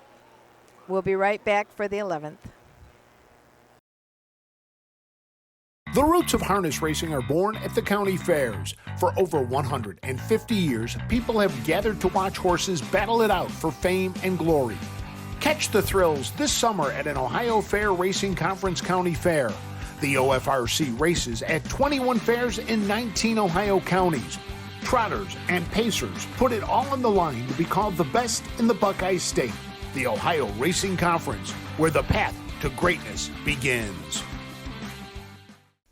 Cool Winds Farm in Lima, Ohio is a full-service standardbred breeding farm. Cool Winds stands the popular Dancing Yankee, a 2-time world champion, along with 2019 Jug winner Southwind Ozzie, a son of Some Beach Somewhere. Cool Winds also stands the royally bred $2 million earning Western Fame. Be sure to inspect the Cool Winds yearlings at the Ohio Selected Jug Sale at Pickaway on Friday, September 13th. And there's already 4 horses out on the track for our 11th race, which is the second division of the Signature Series, the Kermit Peter Memorial Trot.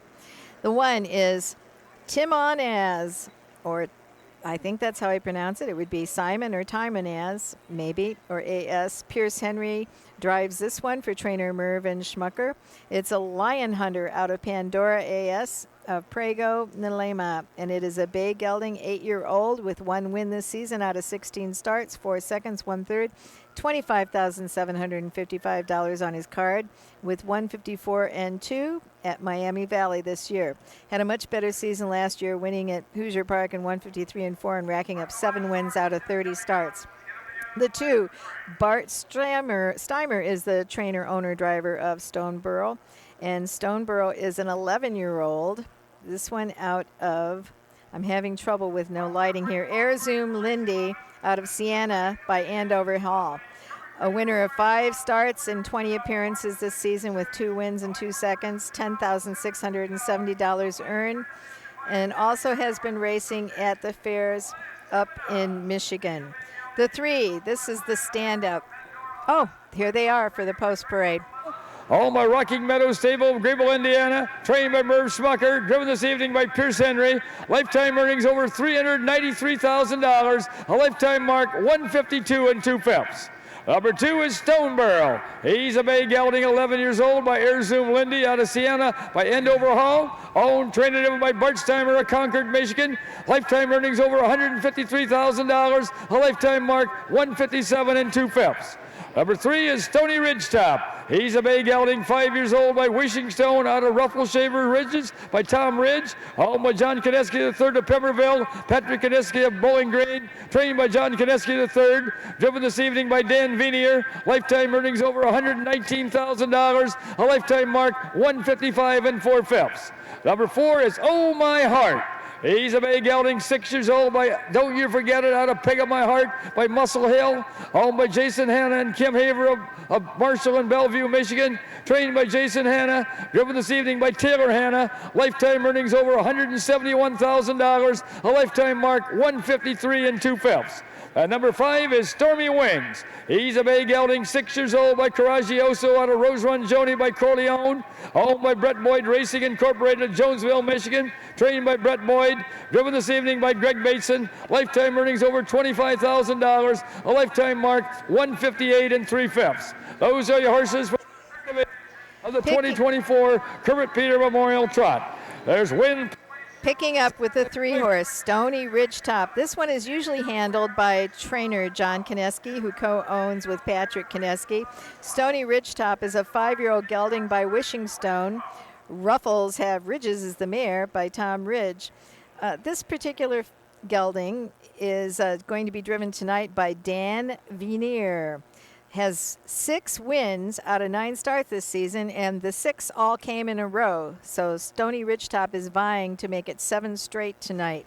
Stony Ridgetop's last victory was posted at Attica on August 8th, winning by 4 lengths. Actually, all the margins of victory have been comfortable for Stony Ridgetop racing here in Ohio. Also did well last season, 18 starts, 5 wins, 7 seconds, 1/3. For lifetime starts of 48 with 25 wins, 13 seconds and 2/3, and $119,669 earned. Best lifetime mark was taken at Northfield as a 3-year-old of 155 4.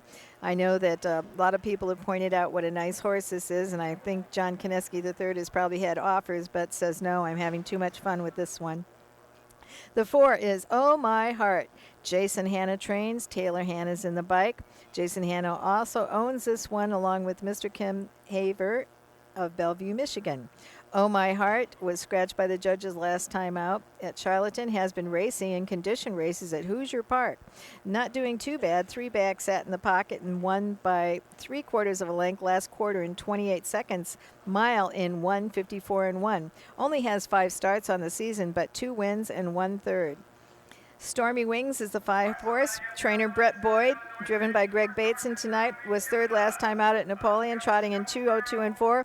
Has only 7 starts this year with 1 win and 1/3 and $4,254 earned, but a mark at running aces of 158 3. And here they come. They're at the post. Starting gate is rolling now.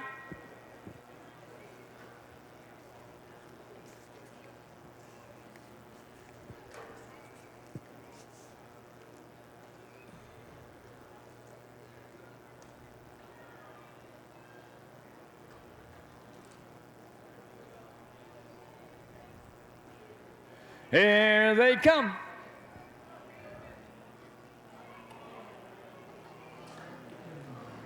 They're off and trotting. The first horse away in the middle of the track is Stony Ridgetop.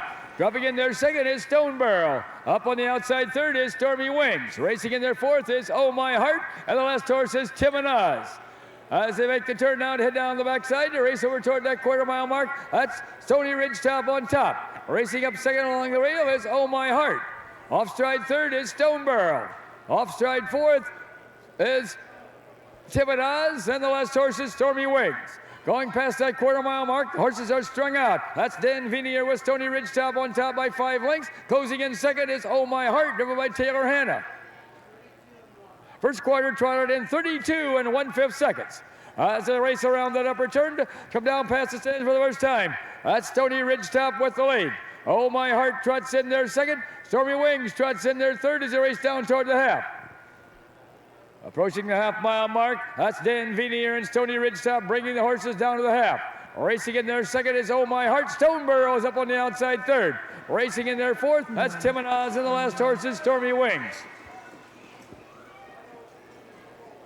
First half trotted in 102 4/5. 103 4/5, excuse me. As they head down the backside to race over that 3/4 mile mark. The one to catch is Stony Ridgetop. The closest horse 2nd, Oh My Heart. Stonebarrel in their 3rd. Tim and Oz is 4th, and trailing is Stormy Wings. Going past that 3/4 mile mark. That's still Stony Ridgetop with the lead, but Oh My Heart is in hot pursuit. 3/4 in 1:34 as they race around the upper turn to head for pay dirt. That's still Stony Ridgetop with the lead. Oh My Heart is second and trying to come on. Less than an eighth of a mile to go. That's Stony Ridgetop and Oh My Heart. Stony Ridgetop with the lead. Oh My Heart trying to come on to beat her. That's Stony Ridgetop and Oh My Heart past the stands. It's gonna be Stony Ridgetop, and here about they all come. Oh My Heart up for place. Tim and Oz up for show.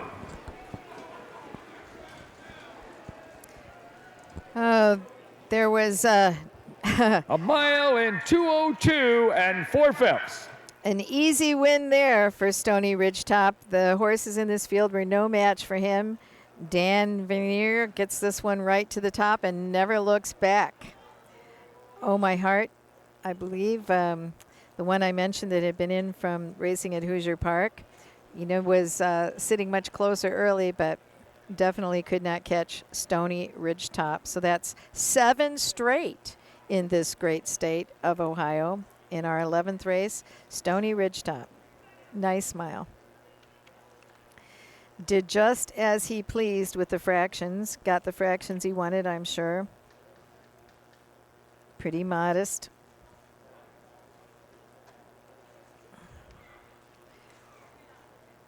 Stony Ridgetop being by Wishing Stone, a Hambletonian winner at one time.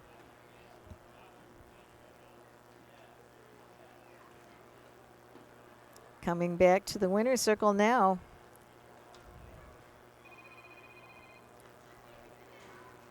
They all look good in the winner's circle, but he's a nice looking horse as well. Mutuals is 3-4-1 unofficial. Mutuals 3-4-1 unofficial. We hear that call unofficially. Stony Ridgetop, the 4, Oh My Heart, and then the 3, Time on Ez.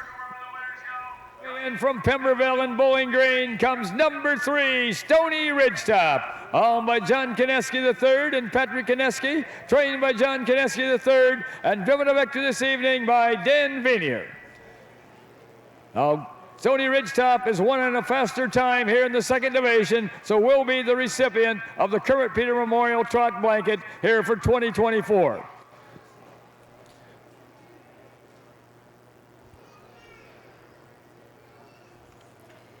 This is getting to be a also habit be the for recipient of Stony a blanket Ridgetop. courtesy of the Defiance County Area Horsemen's Association. Members of the Peter family are in the winner's circle for the trophy presentation.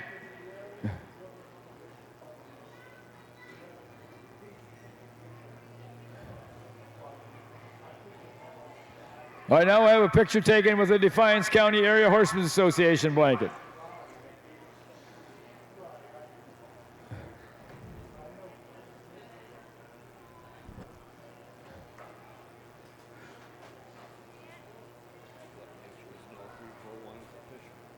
Mutuals 3-4-1 official. 3-4-1 official.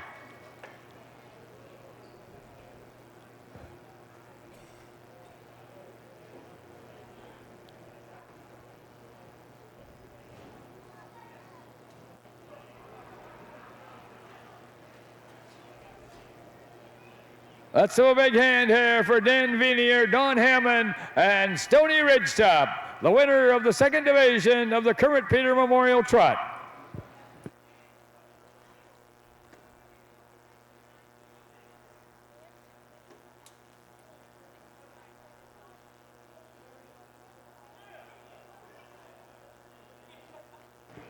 Here are the official placings for race 11 from the top. Number 1, Tim and Oz was 3rd. Number 2, Stoneborough was 4th.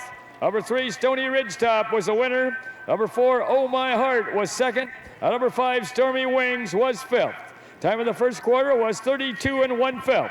The half was in 103 4/5. The 3/4 in 134, with a mile in 202 4/5. From the top it should read 3, 4, 1, 2, 5 on the bottom, a mile in 202 4/5.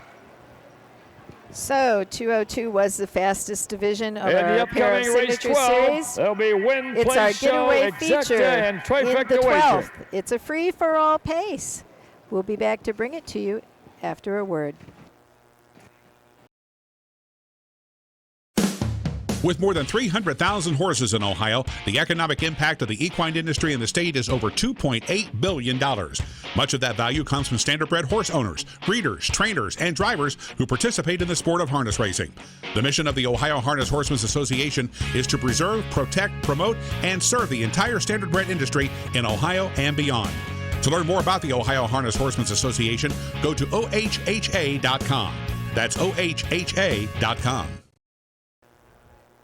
And we are back for our final race of the night, a 5-horse field free for all pacers. The one is Big Bad Whammo, driven by Pierce Henry, trained by Robert Brooks. It's a Big Bad John out of, the light is getting bad here, so I may not give you all that breeding.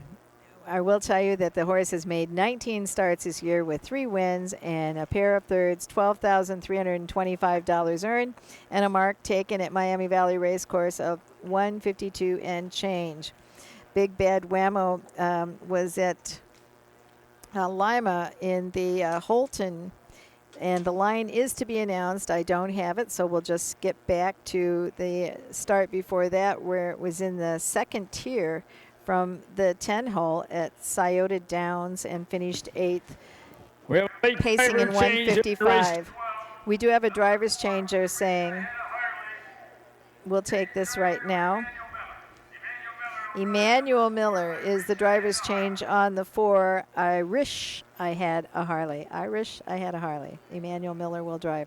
Okay, so we were looking at Big Bad Whammo, 4 back. He actually paced in 152, however, finishing 7th, and that was over at Scioto Downs as well. The 2, Catch Me Conrad, trained by Greg Cook. He also owns this one. Drew Neal will be in the bike. Has had 30 starts on the year, 7 wins, 5 seconds, 4 thirds, and $52,329 in earnings, and a victory mark of 152 at Northfield. It is not his lifetime best, as a 7-year-old won in 150 and a piece at the Meadowlands, I do believe. Doing quite well right now, was in the Ladies Series, finished 2nd last time out, and before that posted a win. Bart Steimer trains, drives, and owns Cetera Gun, the 3-year-old. They're coming out for the post parade here, so I'll wait and let the announcer give it to you. Number 1 is Big Bad Whammo, owned by Corey DeArmond of Dorset, Ohio, Robert Mondello of Delaware, Ohio, trained by Robbie Brooks, the driver, Pierce Henry. Number 2 is Catch Me Conrad, owned and trained by Greg Cook of Brooklyn, Michigan, the driver, Drew Neal. Number 3 is Cetera Gun, owned, trained and driven by Bart Steimer of Concord, Michigan. Number 4 is I Wish I Had a Harley, owned and trained by Dennis Dickin of Pinckney, Michigan, the driver Emmanuel Miller. And number 5 is Headbanger, owned by Hayter Stables LLC of Temperance, Michigan, trained by Greg Bates and the driver Jennifer Main. Horses will take 1 long score and go to the gate. Mutual windows closing in 4 minutes. There's win, place, show, exacta, and trifecta wagering. This is your final chance to wager this evening. Hurry and don't be shut out. We were looking at Cetera Gun, the 3-horse with the trainer, driver, owner Bart Steimer. Been racing at Free For All up in Michigan. Has been the lines, they don't chart there, but has a pair of thirds in his last 2. All of these horses, a lot of these horses have had many lifetime starts. This one 192 times. He's 12 years old. The 4, I Wish I Had a Harley, is also 12 years old. This one is going to be driven tonight by Emmanuel Miller for trainer Dennis Dickin. Just getting started racing this season, really, with only a half a dozen starts. Yet to hit the board, so no wins, no seconds, no thirds, and only $1,235 earned. Last season in 23 had 18 appearances with 2 wins, and must have been racing a lot at fairs with a mark at 2-4 at Big Rapids. But on lifetime, 234 appearances, 10 wins, 15 seconds, 21 thirds. The 5 is Headbanger.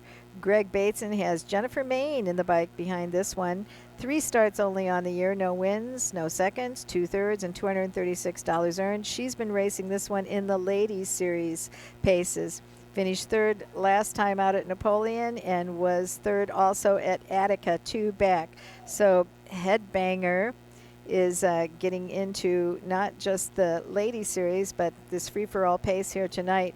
Now, I was saying about the number of starts these horses have made. Two of them are well over 200 starts, one nearly 200 starts, another one 100.5, and they're just going to add another one to their career.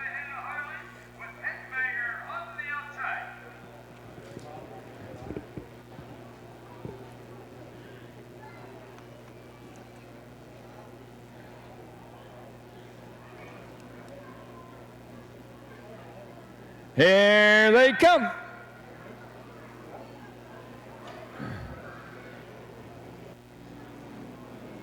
The year off and pacing the first horse away at the rail is Big Bad Whammo. Dropping in there second is Catch Me Conrad. Moving up third is Satira Gun. On the outside fourth is Irisha Head of Harley, and the last horse is Headbanger.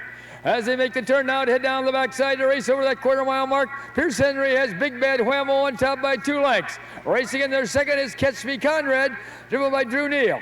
Racing third is Satira Gun, driven by Bart Steimer. Fourth is Headbanger, driven by Jennifer Main. And the last horse is Irisha Head of Harley, driven by Emmanuel Miller.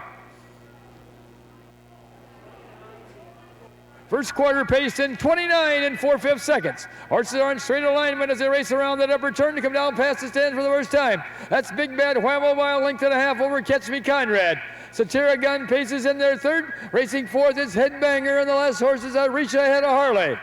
No change as they come down to the half. That's Pierce Henry and Big Bad Whammo bringing the horses down to the half. Sitting in the golden chair second, that's Drew Neal with Catch Me Conrad. Racing third, Satira Gun, followed by Headbanger and Irisha Head of Harley. First half paced in a minute flat. As they round the turn now to head down the backside to race over that 3/4 mile mark. The one to catch is Big Bad Whammo. The closest horse second is Catch Me Conrad, and now Drew Neal is out and on the move with Catch Me Conrad. Satira Gun paces third. Racing fourth is Headbanger, and the last horse, Irisha Head of Harley. Past that 3/4 mile mark. Catch Me Conrad sticks his nose out in front, but Big Bad Whammo is not giving up along the rail second. Quarters in 129 4/5 as they race around that upper turn to head for pay dirt. Now Catch Me Conrad opens up about 3.5 lengths. That's Catch Me Conrad, Big Bad Whammo, and Satira Gun. As they race for home, that's Catch Me Conrad and Big Bad Whammo. It's going to be Catch Me Conrad, and here's the outcome. Big Bad Whammo up for place. Tight for show there between Satira Gun and Headbanger. A mile in 1:57 1/5. So the free-for-all pacers give us the fastest mile of the night, 1:57 1, and it was Big Bad Whammo who actually had some time off. He did not race at all last year as a 6-year-old. He's a 7-year-old, but Catch Me Conrad, the 8-year-old, Don was Hammond the winner. and Mark St. Louis. Could you come down to the winner's circle? He sat patiently second behind Big Bad Whammo as Big Bad Whammo cut out the fractions until the 3/4, going to the 3/4, popped out of the 2-hole and made it a battle, but it was brief. Took over the lead, and Big Bad Whammo had to finish for second. Catch Me Conrad, your winner here in our getaway feature from the Defiance County Fair in Hicksville, Ohio. It's been a great racing night.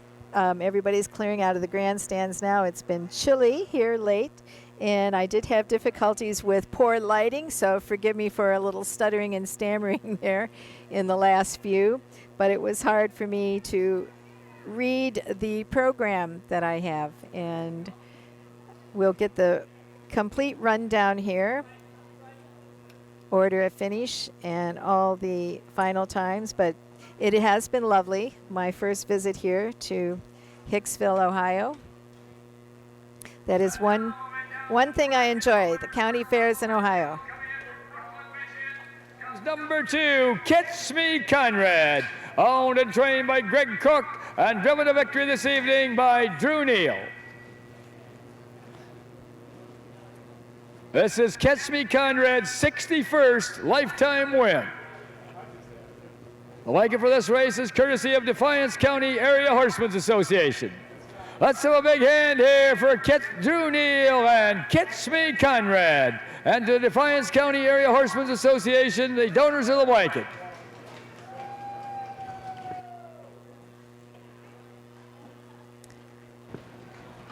Again, if we could have Don Hammond and Mark St. Louis come down to the winner's circle. I think they're on their way, or at least Mark is, I think, along with Stacy and their dog.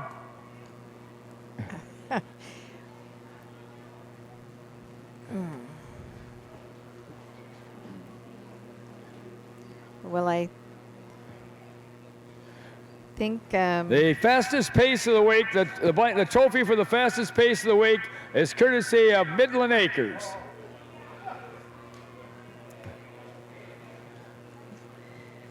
so. We And have the more $50 awards. for driving the fastest mile of the week is courtesy of Bill and Chris Webb. Mutuals 213 unofficial. Mutuals 213 unofficial.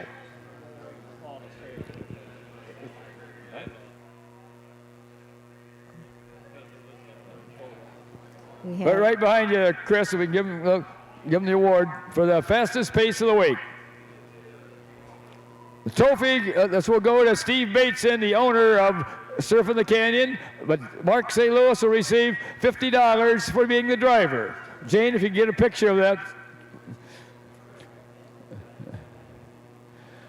The fastest trot of the week, we had a tie between CS Full Speed from last night and Stony Ridge Tap tonight, so we'll have to make a decision how we're going to do that one. So we'll give that one later. So, but this is the pacing record, fastest mile went to Surfing the Canyon. Let's have a big hand here for Mark St. Louis Jr. for driving the fastest pace of the week. We're still waiting for that official rundown. Mutuals 213 official, 213 official. Bill Peters should have it now as they have the prices up on the board.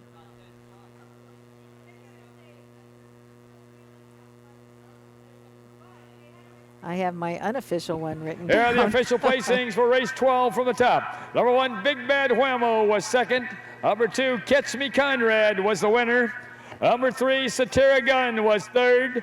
Number 4, I Wish I Had a Harley was fifth. Number 5, Headbanger was fourth.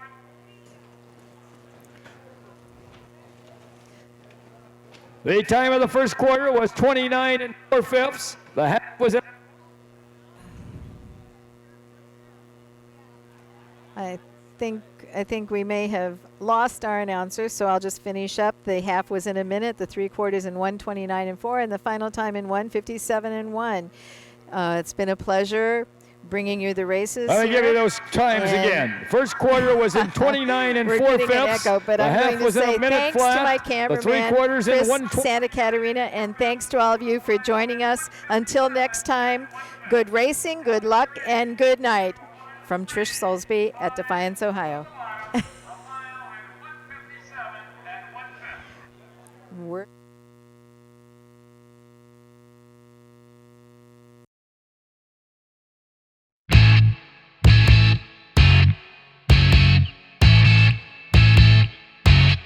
This has been Ohio County Fair Racing. Ohio County Fair Racing has been presented by Midland Acres, thestable.ca, Dublin Valley Farms, Big D Tack and Vet Supply, and the Ohio State Veterinary Medical Center. Ohio County Fair Racing is a presentation of the Ohio Harness Horsemen's Association.